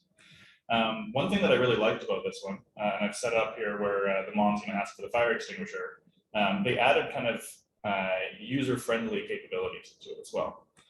So if they ask for the fire extinguisher, they go get it, and then after they've dropped it off, they say, this is only used in an emergency. Do you want me to call 911? Right, like there's kind of this additional layer of context surrounding the different items. And as you can see, like you can add new users, you can add new items, you can change the roles of different users. You can be like, my baby's now an administrator. They can do anything, whatever. Like you have a little control over that. But then the question becomes, if you change that, who's now responsible, right? Is it still the company that built this system that allows you to make that change? Is it the company maybe you're leasing the robot from someone? Right, like my hot water tank at home, I don't own it. If there's something wrong with it, I can call someone and be like, hey, fix this, because I don't own it, you own it, right? But then I'm also at the behest of that company. If anything goes wrong, we're like, oh, we can't get someone there for 4 days. We just have no water for 4 days. I can't do anything about it because it's not my item, my object, right? And in a case like this, right, if a knife is brought to a baby because a homeowner was like, just give my whole family all the permissions. I don't want to mess around with this, right? Or maybe they say, give everybody in my family permissions, and then they have a baby, and they're like, yeah, my baby's in my family, sure. So then the baby can just do everything, right? Like there's additional layers of challenges and issues that come up as soon as you provide these kind of user selectable pieces, right? Of like responsibility and liability and all of these other things. Yeah, this is, sorry, I'll just add to that. I mean, we're into the discussion now. So yeah, I mean, this is why, I mean, it just highlights exactly why in the work that I do in the lab with our team, you know, we have like law students working with computer science students, working with engineering students, working with ethicists. And it really illustrates how as soon as you make a particular design decision or think about a particular design feature, in this case, like, you know, a particular policy that you're trying to implement, you immediately think of these legal issues. It's like you can't avoid some of these legal issues when you're doing it, because when you're working in a company, it comes up, like, and this is why certain design decisions get made. So it's almost like you know, with these new technologies that are emerging, yeah, you have to have that conversation between, you know, you have to understand the ethical issues. The engineers need to be kind of aware of, or somebody in the team has to be aware of those implications. But then there really is a lot of new questions coming out that link to those legal and policy related issues that need to be dealt with as well, because in many cases, the law is going to be slightly outdated. It's not going to be able to react and deal smoothly with these new kinds of technologies that come out. Which is, I guess later on, we'll talk a little bit maybe about next year and the link to the robot and stuff like that. But it's like exactly pulling that stuff into this context. So, Right on. Yeah, we have Sachin on the call who actually wrote this code for his group. If you want to jump in and say a few words, Sachin, about your solution here, go for it. Hi, panel. Thank you so much for having me on. And I'm really glad that you guys were able to, you know, I'm just really happy it works. To be honest, no bugs so far. Yeah, I think. Sorry, Professor Moon. No, yay, working code. I know, right? So regarding my implementation, it was essentially directly taken from our team's submission. I just wasn't able to do a couple of things. For example, if you check out our submission, you know that there's a cognitive test, which is taken from Professor Miller's example, where what happens if the person is not in the right mental condition to get an object. For example, if the mom is like way too drunk and she cannot get another bottle of beer, is it all right for her to order the robot to get a beer, right? So we, in our implementation, or sorry, in our policy, we propose that there be a cognitive test for the robot to verify that the person is in a mental condition to do this on their own. And that's not something that I have implemented in this code, because I had no idea. I had no way how to make that happen. So that's just one example of something that is not implemented from a proposal in here. And also another interesting difference that I noticed was that here you have, let's say, for example, V requests bring diary to someone, let's say the mom, right? And the target was also included in the code, and that was, we had access to that. So that's not something that we thought about at all. In our policy, we directly only thought of the request. The person who makes the request is the one who is responsible for that request. So if the mom wants to bring the beer to the baby, then she can do that, right? And that was very interesting. And I didn't really know what I should have done with that. I mean, I didn't want to disallow it because I still felt it right. If the mom wants to bring the beer to her baby, hey, it's her baby, responsible parenting, but it is what it is. And yeah, that's pretty much my take on this. Let me know if you guys have anything to talk about. Awesome, thank you. I just wanted to try before we officially move into the panel that we've kind of started anyways already. I wanted to try the boyfriend asking for the diary in this one, and I think so doesn't have access because they're not a household member, but just to test what Sachin was just saying, if Amy actually asks for the diary to be brought, I'm guessing that it will allow it because it's Amy's.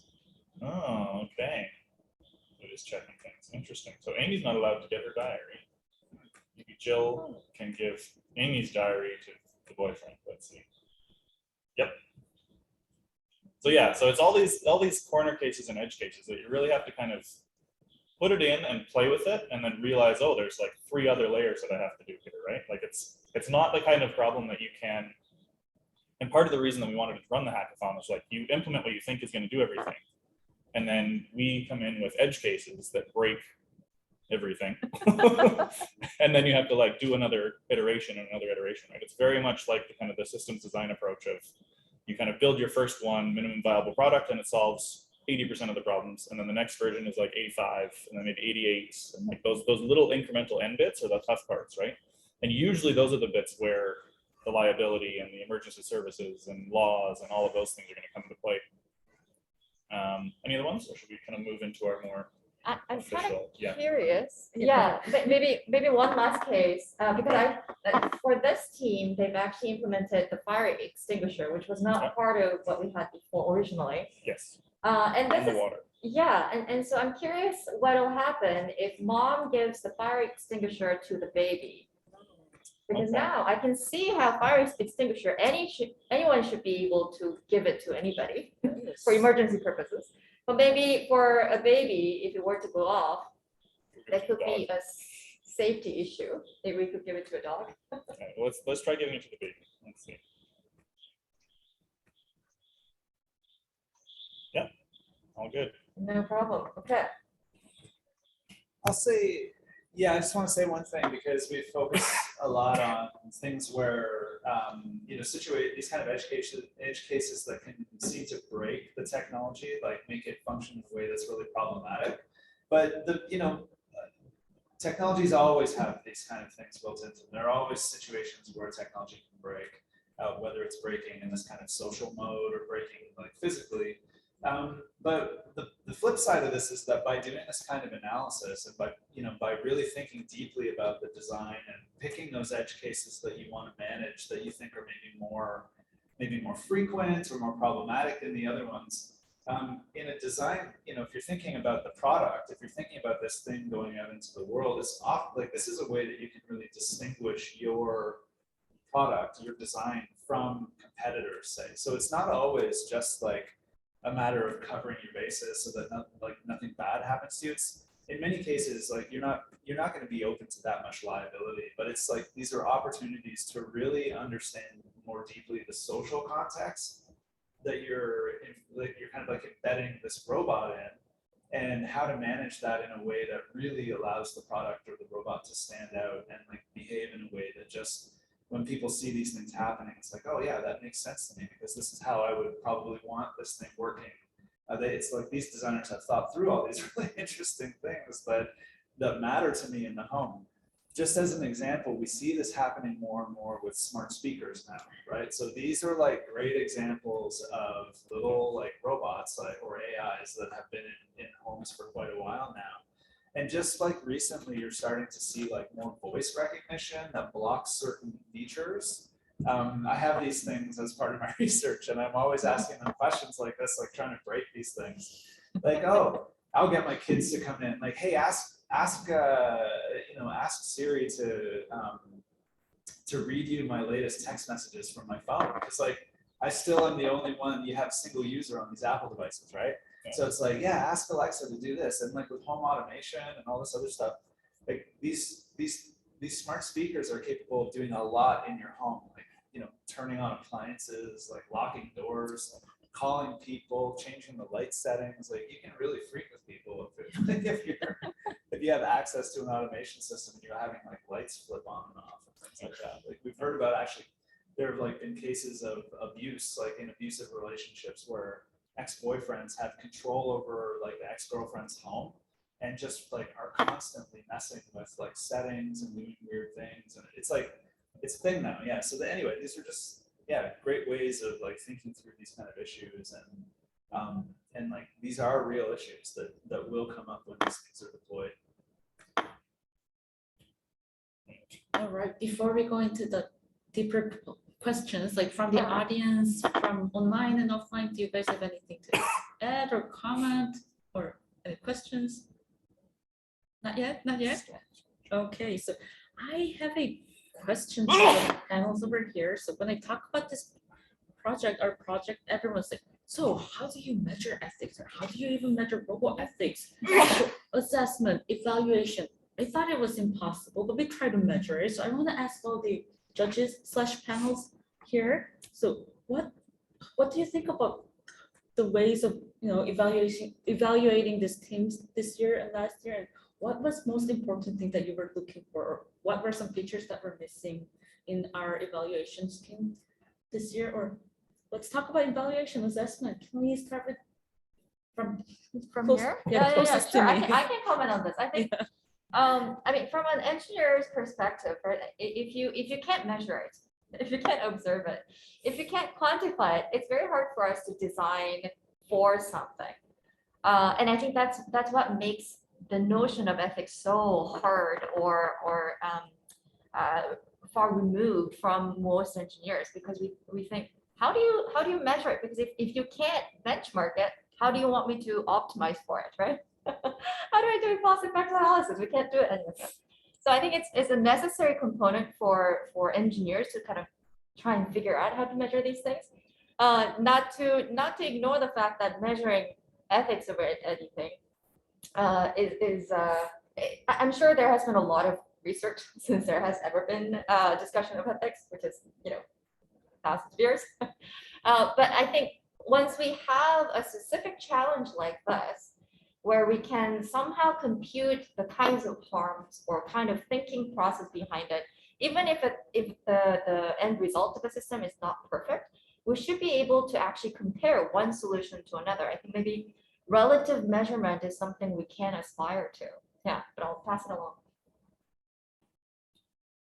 I feel bad for Jason having to add something to the list after the jokes are out. But I think one of the big things, especially in this domain, that we do an okay job of, but I think we could definitely do better, is looking at kind of boots on the ground implementability, I guess.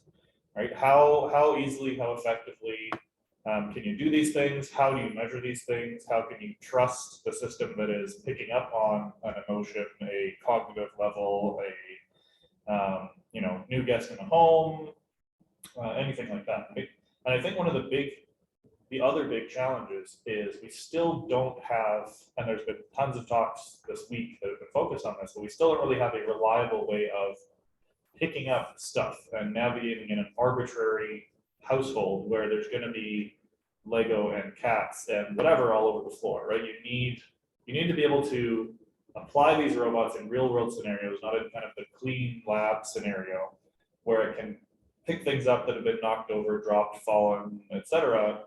Right? You don't know where it is unless you fill your house with security cameras and you're checking every object and tracking them all the time, or you put, you know, Aruka markers on everything you own, whatever it is, right? We need that kind of general understanding of where things should be or where things are kept, or, you know, like there's a conversation to be had there, both with the roboticists and with kind of the consumer side of things, to say, how do we make this standardized, right? Like everything the robot is allowed to play with is going to be on a counter or in a drawer, or are the drawer pulls in your house able to be opened by whatever the manipulator is on the robot you have, right? All of these things, all of these kind of compatibilities come into play, and the affordances of your stuff in terms of whether the robot can even do some of these tasks, right? Which is one of the reasons I think that most of the robots we see are like, a robot that cleans things up. So if stuff is in the way, it just gets rid of it, right? It cleans the pool, it cleans the floor, it cleans the window, it cleans a grill. Or they're robots that just drive around, but they're not manipulating their environment. They're just telling you about it, they're filming it, they're taking pictures, maybe they spit out dog treats, right? But they're not really affecting the world around them. And really that's where the kind of power of robotics comes in, right? That it can change the world around it, it can affect it, it can modify it, it can improve it, hopefully. Yeah. So I can add to that. When I sat down and started evaluating the proposals, the first thing I think that I noticed was that, and this became very apparent when we all sat down together and started evaluating them as a group and having a discussion after we'd done the sort of individual assessments. But what became very clear to me, and this wasn't surprising to me, is that when it comes to the technical implementation of anything, there are a standard set of approaches and tools and knowledge that you would use to do an implementation of some sort of policy, right? Like there are these decision trees, there's like the deep learning approach, there's like these different ways, like these techniques that you can use now. Norms. What's that? Accepted norms. Yeah. So the roboticists in the room were like, oh yeah, this would be difficult to implement because yeah, I see how this works. It improves transparency. It does this kind of thing. We don't have really those things yet for ethics, right? For designing, well, we do have them for some ethical issues. This is where I'll go with this, but we don't have them for like all the ethical issues that we want to deal with. When you look at many of the submissions, they identified a list of values that they were trying to design for, right?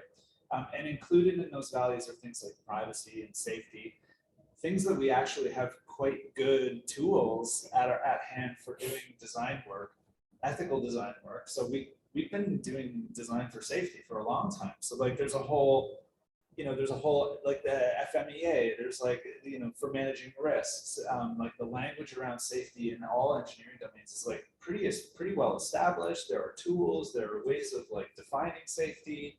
Same with privacy, like we have privacy laws, there are ways of thinking about privacy, there are tools that you can use for privacy by design.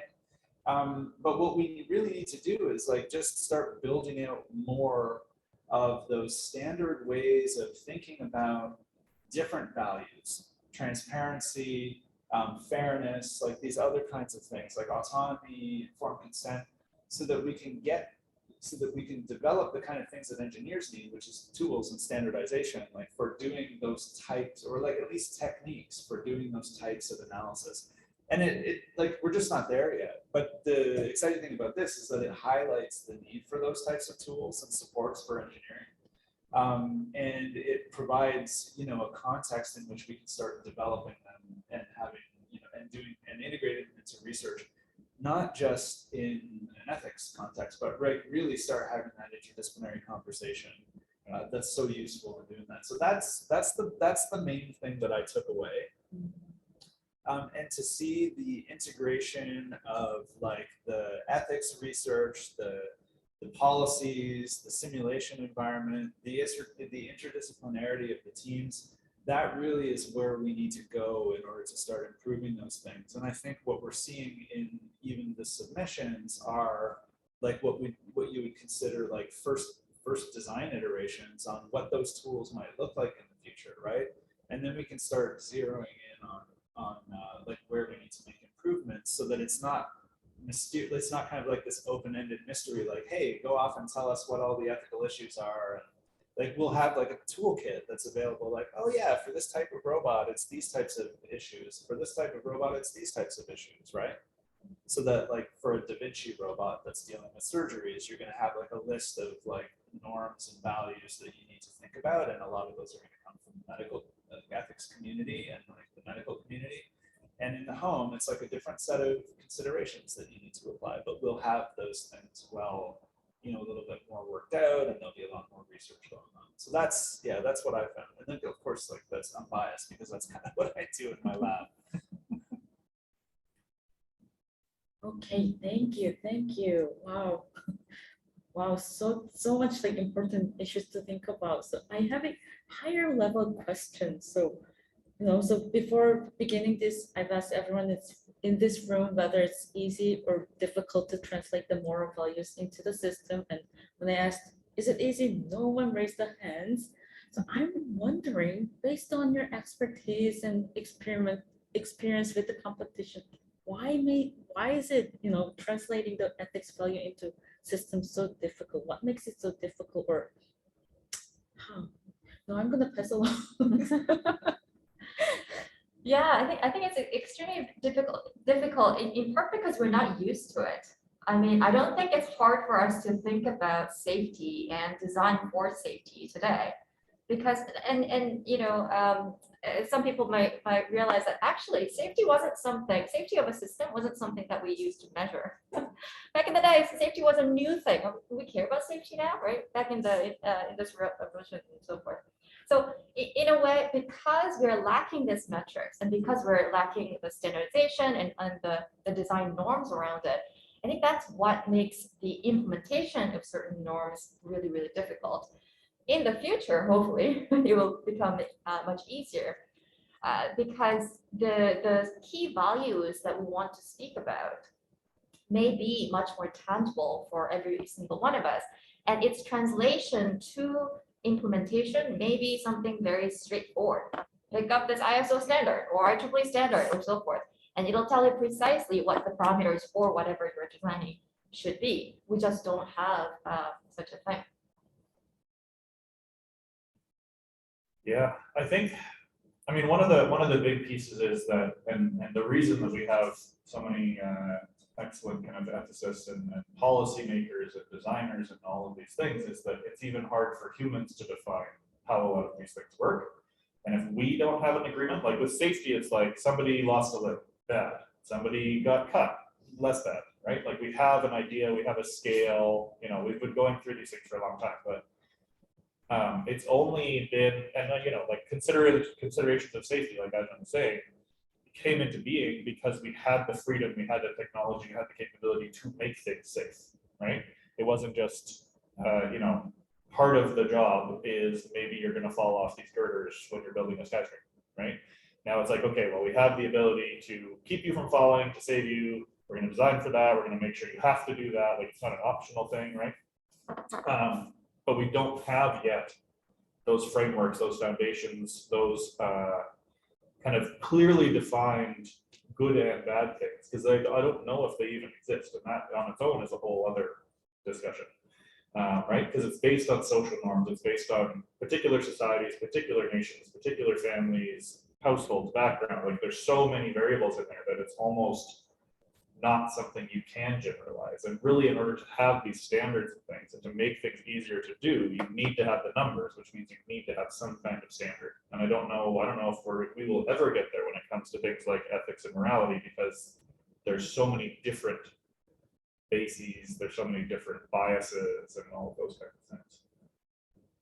So I'll push back on that a little bit, because when you look at the history of engineering from a safety perspective, it was not just like a straightforward, hey, we can keep somebody from losing an arm or losing a finger. Each one of those decisions costs money for the company making the equipment.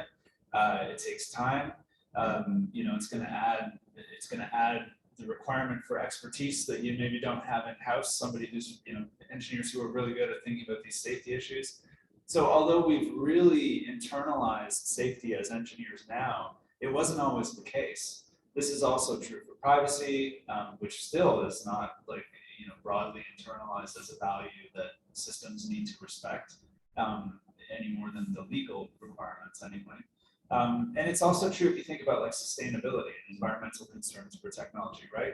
These are highly contentious issues that, when they're first proposed, oftentimes companies and individuals make it say, well, that's not our concern. Like the fact that the environment is like that our thing is doing something to the environment, like that's not something that we have to deal with. Like We have no legal requirement to it. Like it's a tough conversation. And what we're talking about here is like having more of those kinds of conversations about different issues. And it's true, yeah, we haven't, to the points that have been made, it's like we haven't had those conversations to the point where we have something like a standard or a standard way of discussing those things. We haven't come to agreements on, through those hard conversations, of what we should be maximizing or minimizing, or what kind of considerations always have to be taken into account, and which ones we can, maybe not worry so much about. But I guess the positive spin is that we have those examples: safety, sustainability, privacy, where we can say, okay, well, we know that they're tough conversations. We know what those conversations are going to look like. Now we just have to have them. And we have to have that mindset that there are always going to be these new values like privacy and sustainability and safety that as engineers we're going to have to address and focus on as we realize that the technologies we're developing have impacts in those areas, or that those values are implicated in the types of technologies that we're developing. The thing that's tough to do is to sort of, well, from an ethicist perspective, I would say the thing that's tough to do is to recognize, for example, that your technology is having massive privacy implications, and just kind of like wash your hands of it and say, well, it's not my problem.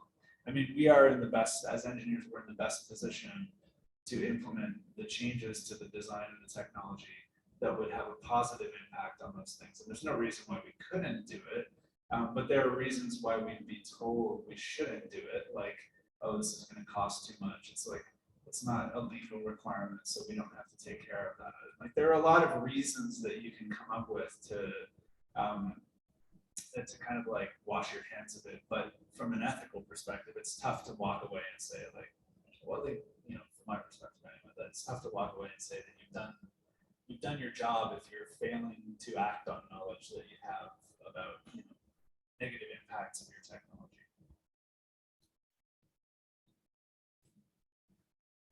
Well, thank you. That was amazing, and I'm impressed that we're right on time. So thank you so much. Let us take a 10-minute break, and we'll proceed with the Q&A with everyone. And after the Q&A, the overall session. So I'll see everyone back again in 10 minutes.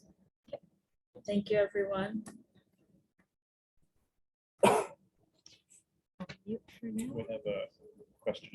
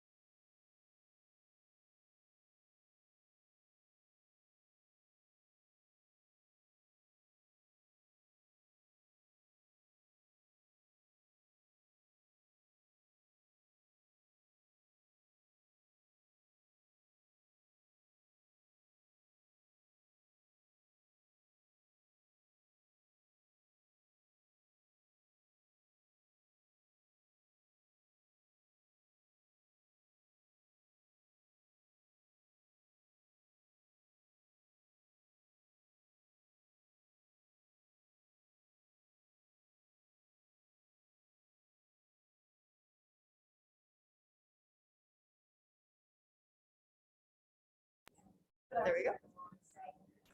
I need to upload that because I have arrived can.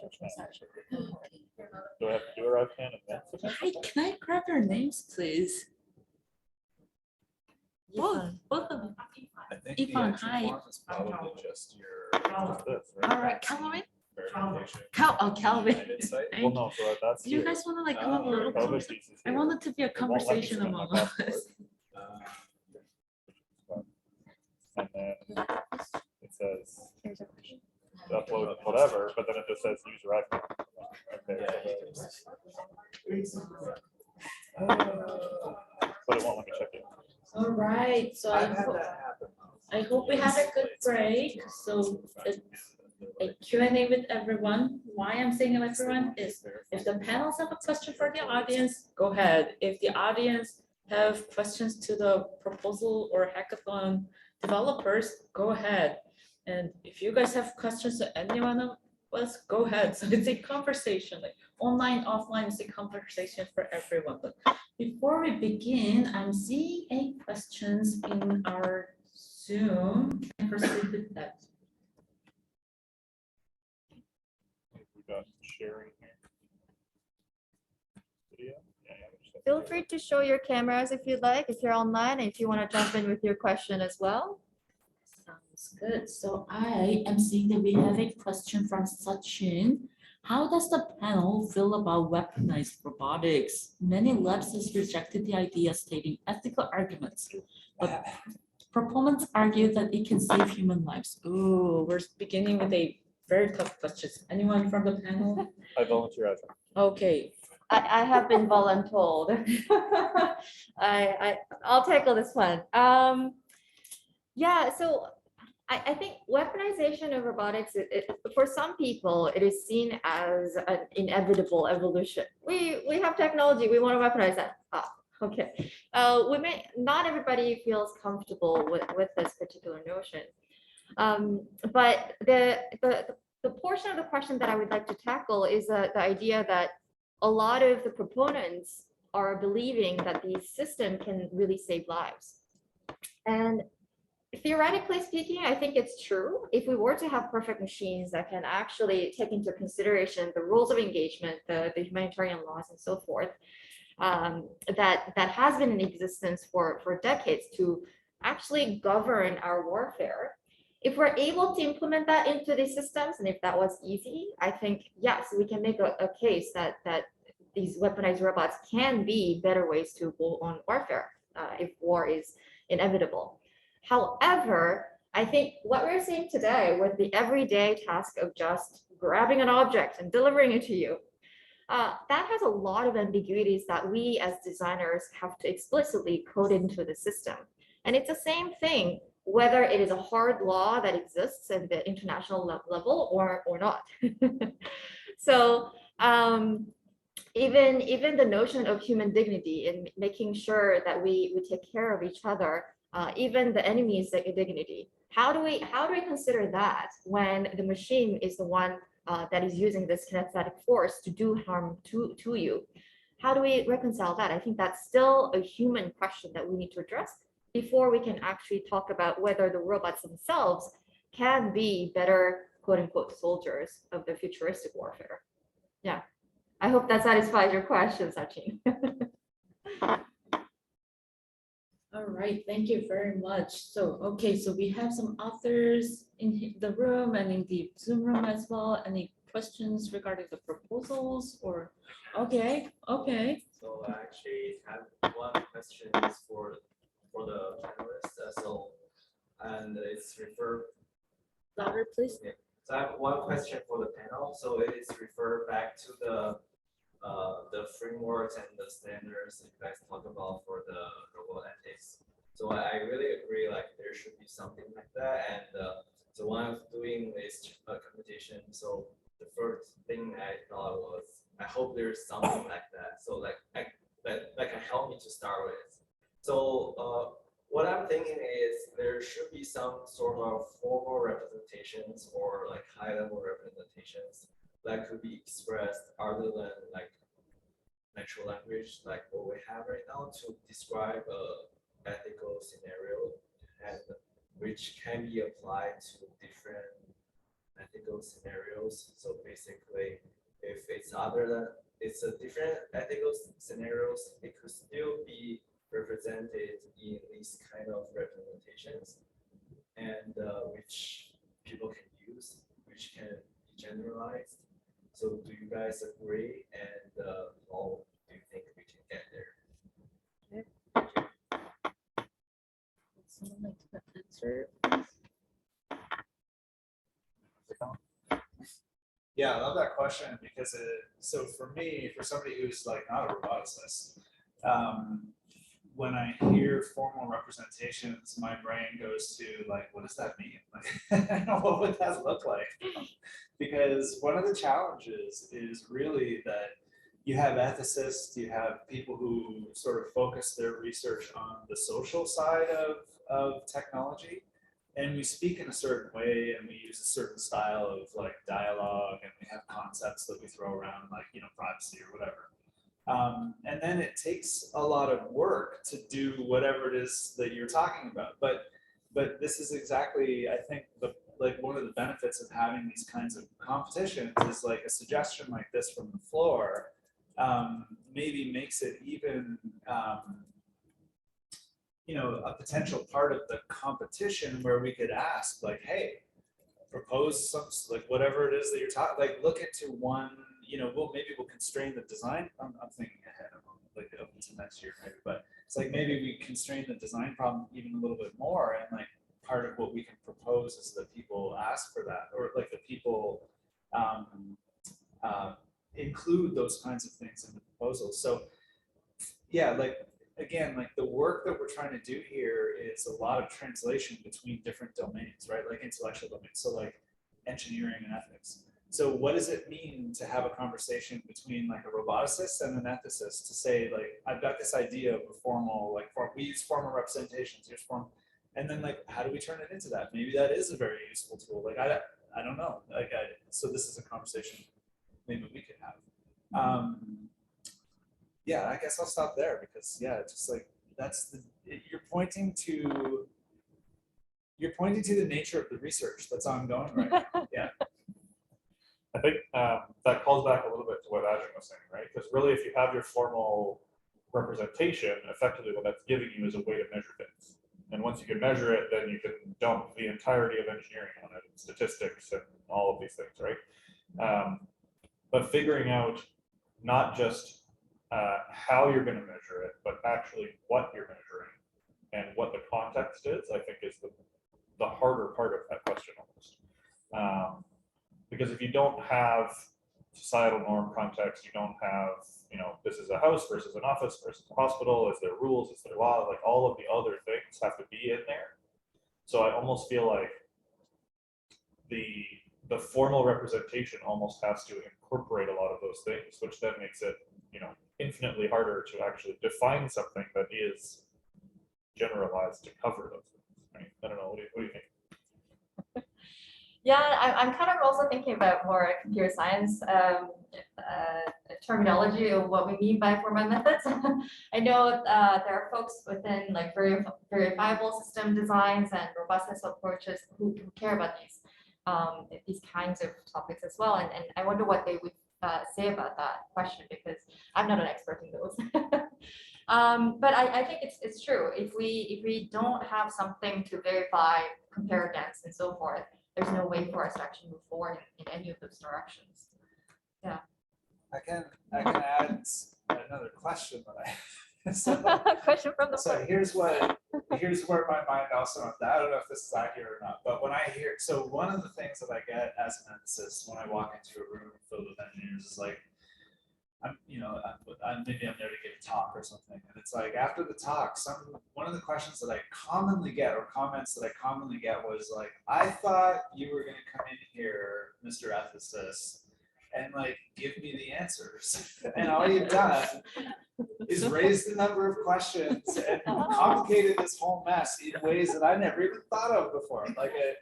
And so I wonder, and I don't know, maybe this is just me being kind of cheeky, but I wonder if what you're asking me for is the answer in a set of formal representations that you can then just implement. I don't know if is that fair? Is that what I'm hearing? It's like, is it a little bit of that? Like, is it a little bit of like, or is it that you're asking for more guidance on how to go about getting into the ethical considerations, like what kinds of ethical considerations we should be focusing on, or maybe what values we should be focusing on? I'm not sure.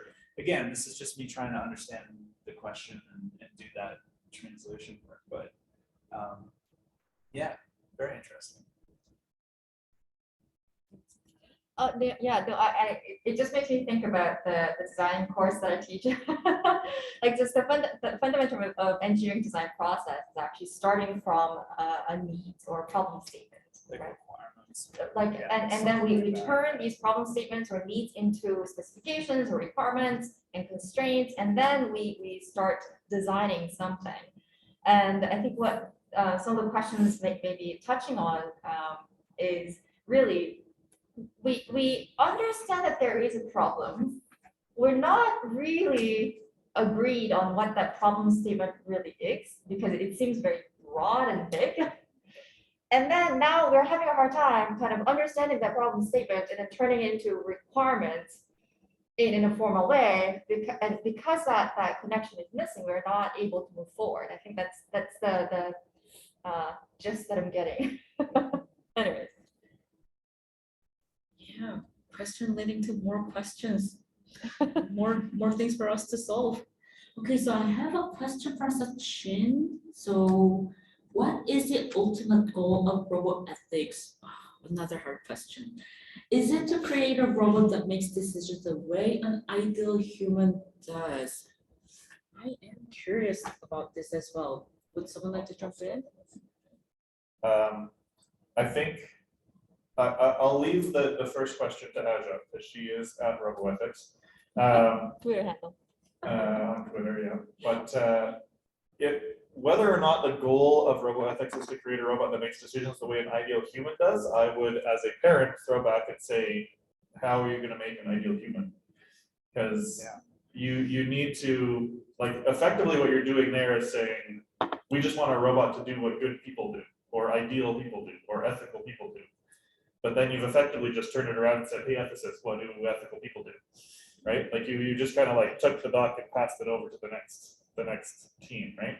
And I think, I mean, we get this a lot. Like I come from humanoid robotics for my PhD side of things, and there's inevitably the second or third question is always, but why humanoids? Why are you making a robot shaped like a person? Why does it need arms? Why does it need a face? Why, right? And a part of that is we've built our environment to like fit people in chairs and through doors and upstairs and all of these things. If you have this form factor, you can operate human stuff. But the other part of that is that for thousands of years, we've been trying to make duplicates of ourselves. And with, you know, the X Prize for avatars and Reachy and Atlas and Agility and all of these different companies, they're discovering that not only does this form factor work well for us, but potentially, and I was really interested to watch the plenary yesterday of like, potentially our intelligence is dependent upon our embodiment. We have 2 arms with hands. We have, you know, all of these things are actually helping to create our intelligence and our ability to do these things. So if we don't, you know, maybe if you gave a dog fingers and an opposable thumb, it would get dramatically more intelligent over the next couple generations, right? We don't really know. That's a total far aside, but the ideal human question is really, you know, parents raise children, they try to raise them in a way that reflects their background, their society, their rules, their norms, generally trying to make it the world a little bit better for their kids than it was for them. You know, all of these things we're all incrementally improving lives, hopefully. What like stopping point do you then put the robot at, right? Like, how do you decide, okay, this is good enough, this is the functional, right? Like the robot has to be as good as a toddler or, you know, the average 16-year-old, whatever it is, right? Like, how do you pick that line is kind of the question, right? Oh, talk to me about the ethics of trying to imitate the ethics of human beings concerning roboethics. Is it correct for me to assume that roboethics implies imitating human ethics? And if that is true, is it actually ethical to do that? That's a great and related question, and Brandon wants to jump in again. No, you can do that one. Okay. Yeah, I mean, it's a great question, and like you're never going to get a satisfactory answer. I promise you that. So it's a good question because it just like it kind of begs that question that was there in the first place. Like, is there a right way to do this or that or the other thing, right? And what we find in ethics is that there are, you know, even after thousands of years of having these debates, I mean, and literally for thousands of years, this has been going on in philosophy. It hasn't changed that much. Like, there's still these core questions that we ask and that we have no clear answer on. You know, we understand why we come to different positions, but one of the things you get in ethics are like what you would call legitimate disagreements, or like call them expert disagreements. This is where you have 2 positions on a question, like what's the right thing to do. And the way that in ethics, the way that we offer up an answer is in the form of an argument, right? So you make an argument that's meant to be compelling and like a good argument, and it's considered counterexamples, and it's like that's how we do things in philosophy. But even after doing that, you can still reach these points where you've got a legitimate disagreement, which means that you've made a couple of really good arguments, but you're just on 2 different sides of the debate. And there's no real way of resolving that when it comes down to it, except by fiat. Like, you just kind of say, well, we're choosing this one and we're all going to agree. So it comes down to a kind of a process, the process that you use when you're talking about you know, deciding at a public policy level, which is kind of what you're doing in many cases when you're designing technology.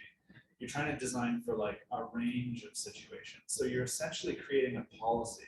So the process that you use, the kind of process that we use in democratic deliberations and in like group decision making, is the most important thing. It's how do you come up with a fair process, or like a process that confers legitimacy on the decision that you make.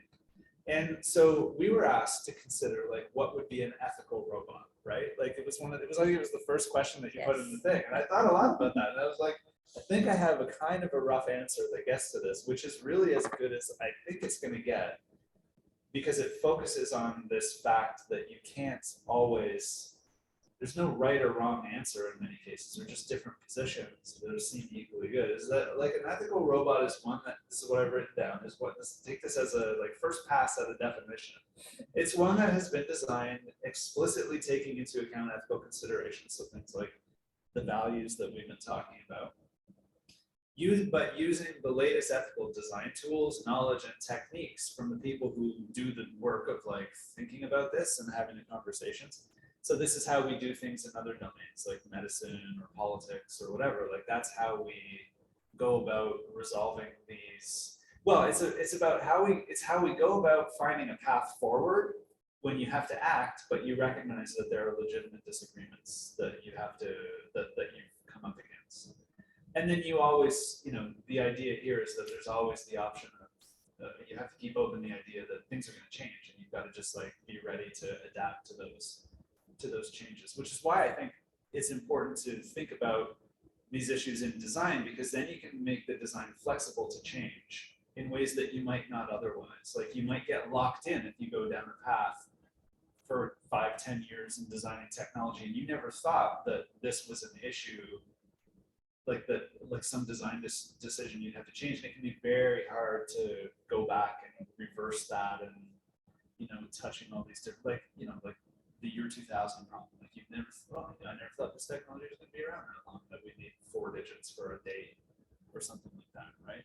So you like try to save some space. Anyway, well, I don't know if that helps, but it's the best answer I can give, I think. Yeah. It gave me things to think about. Welcome to welcome to I asked a question and the answer gave me 4 more questions. I think one of the big things too, and I think we talked about this maybe yesterday, was like, I almost feel like, and I will give Roboethics the chance to say what Roboethics is, but I think the ultimate goal is actually to develop the tools that you're talking about. Yeah, absolutely. Like, yeah. If we need to be able to understand how to make these designs, how to develop these systems, how to think about these things at the design stage. Like Roboethics really is about how to design those things. How do we develop those things? Where do we get those tools? Because otherwise we're all just kind of shooting in the dark. I mean, that's a fundamental difference between like doing philosophy and doing engineering, is that doing philosophy is like you've got all the flexibility in the world to sit around and ask these questions for 2000 years. Like nobody's demanding the answer.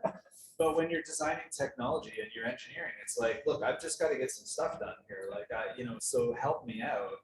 You know, don't tell me to go through like, think about safety factors in the design of any kind of technology. It's like, maybe you choose a safety factor of 3 because that's the standard practice for whatever you're doing. Like you're designing a beam for a bridge. It's like, oh, it has to be able to, you come up with whatever the max load is and then multiply it by 3. And that's the safety factor that you're building in. Coming up with that 3, somebody had a discussion, like, and when it was like at pains, whether it should be 2.5 or 3 or 3.5 or 4. 4 is going to cost us too much. 2 is not enough. Like, so from an engineering perspective, to have someone else had made that decision that it's just going to be 3, that saves you a lot of time and effort and like moral angst over like, well, how safe is safe enough, right? We need those kind of, that's the kind of thing we need. It's those kind of standards and you know, discussions. Yeah. Yeah, and apart from my Twitter handle, which is @Roboethics, please follow me. I do think that the ultimate goal, I mean, I would say, I don't like to think about Roboethics as having like this one goalpost and then we reach there and then that's it. We are all ethical humans and robots. I don't think that's what we were aspiring for. Instead, I agree with what is being shared here, which is that Roboethics is actually a community of people who are interested in actually moving this ethics considerations into the robotics design forward. And it's always going to be an evolving vehicle, just like how there are safety critical systems and the designers there who are perpetually trying to make things safer and safer. We're not at 100% safety and we're done all our work. So in that sense, I do believe in Roboethics as a community effort. And I would say, personally, if in maybe 10, 20 years down the road, new roboticists building these systems treat ethics just like how we treat safety. I think that is one kind of a measure for success for roboethics as a community. Yeah. I'm looking at the audience. I have questions for the audiences. Oh, you want? Yeah. Oh. Follow up. Oh yeah. All right, go ahead. I'm sorry. No, go ahead first. Nice. So talking about rationality, you mentioned tools and standards and legitimacy of your approach. But I, as a human being, I'm not rational. I'm a very irrational being, and I think, I hope, most people are also irrational in their decisions. So is it ethical to try to come up with a rational approach to ethics? Good question. Interesting. They're getting us to pause and think about it while the panelists are nodding away and trying to bite time. Yeah, Jimmy wants to jump in. Yeah, I love that question because so part of my research is I'm insisting that we need to add this non-rational part into the AI and robotic system as well. I don't know how yet, but we need room for considering it because the users is interacting with the robot and the AI are non-rational. So I'm towards let's consider that, but how to do that, I don't know yet. But I agree with you. So how about other? Jason, did you want to jump in? Yeah. So I guess again, you're gonna get this is how it works. So I'm wondering what you mean by rational, because it seems to me like yeah, if you're talking about say slow thinking versus fast thinking, like that kind of heuristics approach to doing problem solving versus the slow thinking. Ethics exists in that slow thinking space for the most part. You'll get some disagreement with some people who are like, no, intuition, our ethical intuitions are as good as a guide as any. And what they're talking about is that fast thinking kind of approach. But certainly, I think the bulk of ethical deliberation that goes on, it's in that slow thinking. You're going to write an essay about something, right? And that's slow thinking, and that's a rational process. But unless I'm misunderstanding what you mean by rational, so yeah. I suppose when I say rational, I'm thinking deterministic of sorts. And yeah, I guess if you formulaic. Yeah, because all the solutions we saw today suggested deterministic frameworks, a decision tree of some sorts. But yeah, how do you quantify and categorize things and make decisions? Yeah, that sounds very rational. And I suppose when I say rational, I'm talking about logic.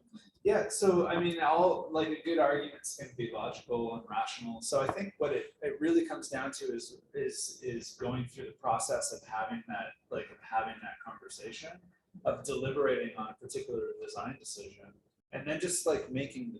And I mean, I say this it's easy, but it's just for reasons that you choose, make that decision and then go with it. One of the things that we talk about doing, well, at least that I talk about doing in robot ethics is, and any kind of technology ethics, is having it's important to get to the point where you have made a decision and that you can explain what that decision is. Whereas a lot of what we look at and say criticize about the way that we design technology now is that you're making a set of design decisions without understanding or thinking explicitly about the ethical dimensions. And so there's really no justification available for a particular design decision that, beyond maybe oh, it just it seemed like a fun thing to do, or yeah, I didn't really think about that. The specifications didn't require me to, or something like that. So really it's just the demand here, if there's a demand, it's well, let's think about, or the challenge is let's define those things that we need to think more clearly about, and then start providing that rationale behind the kinds of decision making to assist with the kind of decision making that would come up in day-to-day problems, like doing fetch robots or something like that. Go for it. I don't know if the question's finished. Go for it. Okay, so this is a little bit outside the scope of design, but also kind of related. So as someone who works with robots, we're trying to make something that's socially appropriate, right? And is acceptable to the wider population. But do you have any concerns with some of these robotic companies who are building military robots, but they're trying to promote them as socially acceptable robots? And I know that has to do with the actual marketing department, but I feel like the actual roboticists do have a say in how that's being promoted in the public sphere. What are your views on that? So I know I can answer that about many of the companies that were here at ICA. But the bigger a company gets, particularly an engineering company, the less power the engineers have over anything that gets to the public. So really the challenge becomes, are you only going to get ethical robots from small companies? Are you only going to get ethical robots from companies that very clearly, as part of their mission statement or their goals or their whatever, is considering things like sustainability, privacy, all of these kinds of things? Or is it like they do the minimum, like Jason was saying, right? Like they do what's legally required, but no more, right? And a lot of the times, like it's very clear and very easy to see if you look for the signs when you're at conferences like this. The folks who are kind of coming in, and most of their clients are living in spaces where we don't have a good feeling about the robots working in that space. Generally, those robots are not considering ethics right from the get-go. The challenge that we have is that robotics is a very easy field to jump into. If you have a few engineers who know how to tinker with some mechatronic systems, you can make a little wheeled robot that drives around, you can make whatever. But if you don't market properly, then your company will die. We've seen it over and over and over and over. Excellent roboticists show up, they have a great system, but it doesn't get out to market, it doesn't get market share, the company dies. Even companies supported by Apple, Disney, etc. Having enough money backing the system doesn't seem to be enough yet, at least, for those systems to get out into the real world. So either they target researchers, where selling like 10 in a year is a good year, or they have to do things that play to the lowest common denominator so they can get out everywhere, right? If you can sell it in, in our case, like Canadian Tire, Walmart, Costco, et cetera, if you can get your systems into those retail outlets, then you'll be gold. Because even if people don't need it, don't want it, and can't afford it, they're still going to buy it if it's on the shelf at Costco, right? So you get into these situations where effectively marketing is deciding what robots we see in the world. And the concerning thing is that there's a lot of company-to-company sales going on where that hook isn't there, which means the public never sees the robot until it's on the oil rig or in the war fight or whatever it is. And then the questions start coming. It's like, yeah, but we already bought 2,000 of these things. We can't, like, it's too late, right? So we want, and I think part of the goal I find for Roboethics is to try to like plant the seeds in the engineers' heads, in the marketers' heads, in society's heads, to realize that this is actually a set of questions and a set of kind of things that could be done that isn't being done, and kind of incorporating that by design into these systems. Yeah, and briefly to add to that, I would say just because the military is using robots does not mean they're going to weaponize it. I think there is a difference between robots that are being used to clear landmines so that people don't step on them, so we can clear them more safely. I think there are legitimate uses of robots that way, that we shouldn't encourage each other to just say no to specific organizations and working with them just because of how the organizations are marketed. That being said, there is always the problem of dual use. Once you have a technology, you can use it in many different ways. Same thing for any kind of technology we can talk about.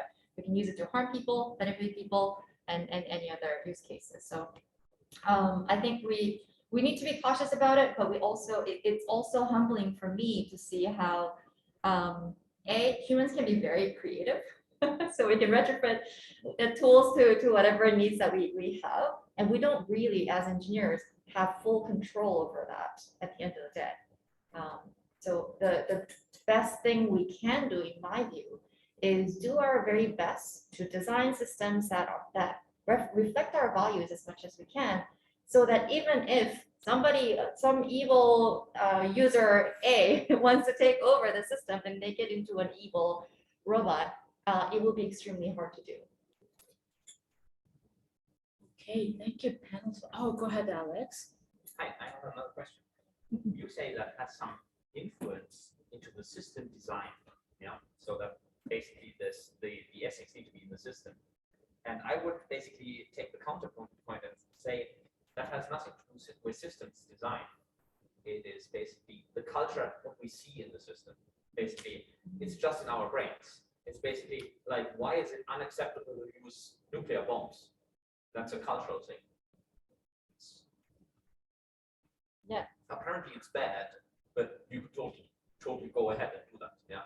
So I think basically what happens in our brains is what we need to attack and what we need to change, in this discussion, and not so much what's in the hardware. That matters, how the robot behaves, but I think that what we see in the robots matters more. Yeah, that's an interesting insight. It just reminds me of a conversation I had in the context of lethal autonomous weapon systems. I was talking to somebody about, okay, how would we actually regulate these systems if we were to create the systems and make sure it's gonna, be on the export market for right reasons, and if one country is sanctioned, then we don't actually export to them and so forth. And I was talking to people who are really used to nuclear weapons and how that's regulated at the international level. And one of the mechanisms that we do that is, in order for you to create an atomic bomb of sorts, you need specific types of hardware and physical substances to make it work. And it's hard for people to hide the production of such a system, physically speaking.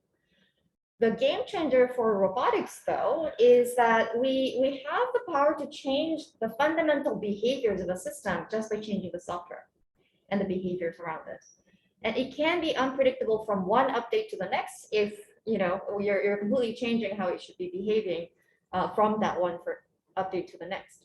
So in a way, it's harder for us to think about even regulation and fixing our expectations of the behaviors or uses of these robots, in part because software plays such a critical role in these systems. Yeah, you have a counterpoint. Yeah, this is great. I would say to that point, let's swap nuclear weapons for biotechnology, because there we are really close. It's also very much software defined and can definitely be used to produce weapons. And I would say that's totally equivalent to robotics. So basically what you're saying is, yes, it's dual use, and it's also you can quickly change the purpose. I think that's really the change, because nuclear weapons don't have dual use. Well, maybe, and so move mountains, so could say that. It's not, once you have decided for one direction, you can't change it anymore. It's very clear what type of use. Yeah, but I would still stick to my point that basically the culture blocks us from using them in an appropriate way. Yeah. Thank you. Yeah, I have a question for the audience. Yuan, is that Ifan, so how did your notion of roboethics change after this competition and all of our conversation today? If you would like to jump in, I would appreciate your insights. I just want to comment on this panel. It's easily the best panel in this conference. I'm not an engineer, so I'm biased. I think this panel just made me think about how many layers we need to go into in terms of ethical concerns, and how it's just such a complex issue that we think about. I'm blanking about, and what's your name? Alexander. Okay, so you talked about it's the culture that determines what we do in robotics. I don't know if I got your idea correctly, but it really just made me think about like how our scientific practices can shape or even like create a reality that like it's. I'm sorry, I'm blanking. We're putting you on the and spot. just made me realize like how I guess for the design, like if we consider those ethical issues into it, like we take into account of all those things, but when is it enough? Like whenever we're creating this reality, we're excluding other things, and it's just difficult to grasp the degree of More questions, yeah. Thank you, thank you. Okay, so before we move on to the award ceremony, so our panelists have been answering like what 2,000 questions. So, introducing. Okay, so do any of you have a question for the audience here or on the Zoom? So we'll take one question from the panels to the participants. Okay. So this is much more of a practical question because that's kind of who I am. I would love to ask anybody who participated in the proposal stage or the competition stage, if there is like one key thing or maybe two short key things that you would change about the competition. That's my question. Oh, I'm looking at page. I'm looking at page. We have a few in chat as well. Okay. Can I comment? I didn't participate. Thank you. Yeah. For the record, I didn't participate in any of that. I'm not about this personally, but I'm glad I did. So here's my question. It sounded like the competition is asking a binary question. Is this ethical or not ethical? Is that the current question you're asking? Should something be ethical, or should we say how ethical is it, or how unethical is it? Is it really a binary question that we're looking at? Is it the current question we're asking at? Is the competition the core issue at hand? Or was it like a simplified assumption just to get something? I love it. You're answering a question with another question. You're getting the point of this. One thing I will say is, for me, the question for the competition was rather than is this ethical or not, it's more of an open question about how should we be designing these systems. So to me, the emphasis is more about the how, rather than whether, if that makes sense. So I don't think we can address it in a binary way, because we don't have to go into the details of this, but we know that people hold different values from place to another. To what degree we need to accommodate certain set of values and certain localizations of things. We don't have any answers to those kind of questions, and many others that we raised today as well. So I think the question remains for me, how should we be designing them? I think one of the caveats anytime you're designing a competition is you have to have an easy metric, because you want to give scores, you want to have a winner, a loser, well, not really losers, you just want people to like be able to be compared to each other. And one of the reasons we chose something like a fetch task is, regardless of the conversation that the robot might have, maybe it asks and gets confirmation, whatever it is, in the end, it's either going to bring the object to a person or not, right? So it's a very kind of clear, did it do it, did it not do it? And then we can talk about the why, what it did in between, and whether it asked people questions or whatever, but in the end, right, we have a very clear, it did the action or it didn't do the action, to kind of look at as, throw 50 of the same potentially ethically vague scenarios at each of the different systems and see what the responses were, compare them very, right? And I think once these systems, and we saw it with a number of the submissions, including this group submission here, is as soon as you start thinking about this is in a home, there's people here, there's object, all these things, there's like 7 other layers you have to start to think about before you get to the decision of, do I go get it, right? Where are the people? How are they feeling? Are they in the right state? All of these other things come in. So it was kind of like a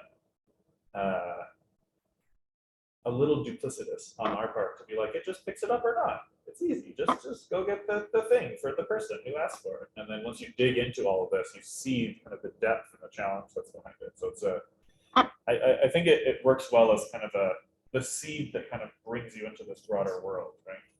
But yeah, the pickup is very much definitely kind of that binary yes no piece. Dr. Miller, do you have anything to add? No, I think you've covered. Actually, I think you've covered it all. Yeah, these are the things that I was thinking about in response to the question. Yeah. Okay, so that was a summary of next year's competition, I guess. So now is the exciting part. I mean, like we have 2,000 questions to answer. So we know the panels. There's an address for our homepage, so feel free to contact us after this competition. So award ceremony. So Dr. DeHart, could you please announce the winners for the competition? Sure. Okay, so my eyes are not good enough to read that. Oh, sorry. Oops.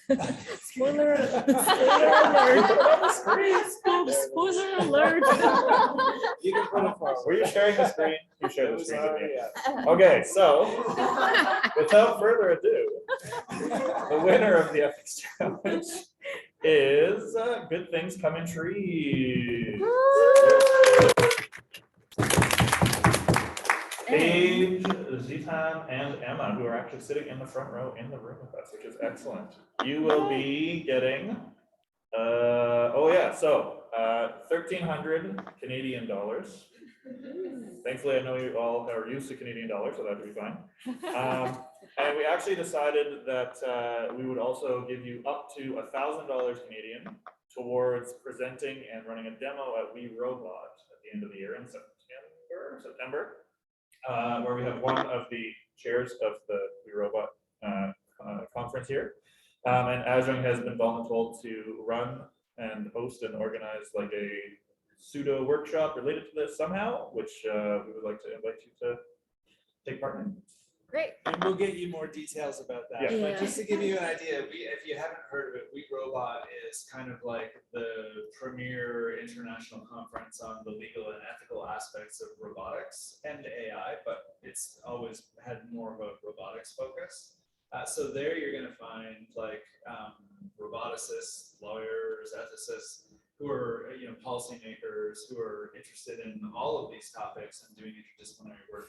And we thought it would be a perfect opportunity to, well, we have more ideas about the competition, but to really start getting those communities like this, the community here and the community at We Robot in contact with one another, just to kind of build not like understanding of what the competition is and to pull more people into the competition. So yeah, but we'll be in touch to talk about more of the details after the fact. At this point, I'll invite you guys to the front of the room so that we can give you guys a round of applause and the online folks can actually see who you are as well. Yeah. Do we want to turn or are they going to come up here? You guys can come up by the camera. Here. We'll see if the camera actually works out. Congratulations, Team 3 from SFU. I don't know. There we go. There it is. Got it. There we are. There we go. Yeah, thanks so much. It was really, and to every team though, like it was so much fun reading through the submissions and seeing all the different ways that teams approach the problem solving and like doing that ethical analysis and the technical solutions. So yeah. And we actually have, I think, we have an honorable mention for the ethics challenge. So we would like to give an honorable mention to Team 2, the R2D2 Risks Ratings Database for Ethical Decision Making from the University of Toronto. It's Christina and Michael. Are they on? Oh, they're on the screen. I'm not pulling over here. So we would also like to provide up to $1,000 cash, CAD, Canadian dollars, to presenting and doing a demo at We Robot for the honorable mentions as well. So we can get a couple of the teams kind of in there and playing with stuff. So yes. And then as far as the hackathon goes, we decided we would give it an award for the best implementation of each of the proposals. So we have the best implementation of proposal 4 was by Jean-Christophe Sicotte-Brisson from the École de Technologie Supérieure in Montreal. And I imagine it's supposed to give us extra details. That's on the slide. Okay. And then the best implementation of proposal 5 was the ethical home robot. So actually Sachin from team 5 implemented his own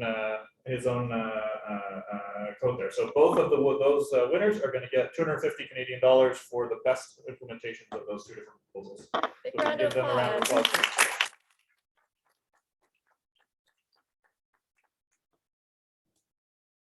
And yeah, thank you very much, and we'll see you next year. And we hope to see all of you at We Robot. Also like to thank David for being an excellent moderator and host, and technology wrangler to make all of these things work. And just to give you, because we've been talking about We Robot kind of out of the blue, it's in Seattle in September, so it's West Coast. Yeah, and if you just Google We Robot 2022, you'll find the information about it. It's hosted at the University of Washington this year in Seattle. So great. And for those of you with winning teams, you might be wondering, oh, where do I get the cash? I will forward you all the information that you will need so that you can get your winning awards. These awards have been made possible because of the generous donations or sponsorship from 2 universities. McGill Faculty of Engineering and SFU School of Computer Science has generously financially sponsored this particular event, which we're very, very grateful for. And I would also like to thank all the teams who have participated and spent the time to actually think through these problems with us and submit your proposals. I think it was really promising to see 6 different proposals submitted to us this year. Last year there was only 1, so it was very encouraging for us to continue this forward. So thank you for making it possible, and let's continue our discussion. Yeah. Great. Thank you.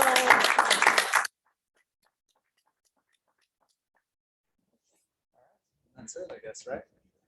Thanks, everyone. Thank you. The live YouTube stream. The whole talk today was also, or might still be, getting recorded and streamed to YouTube.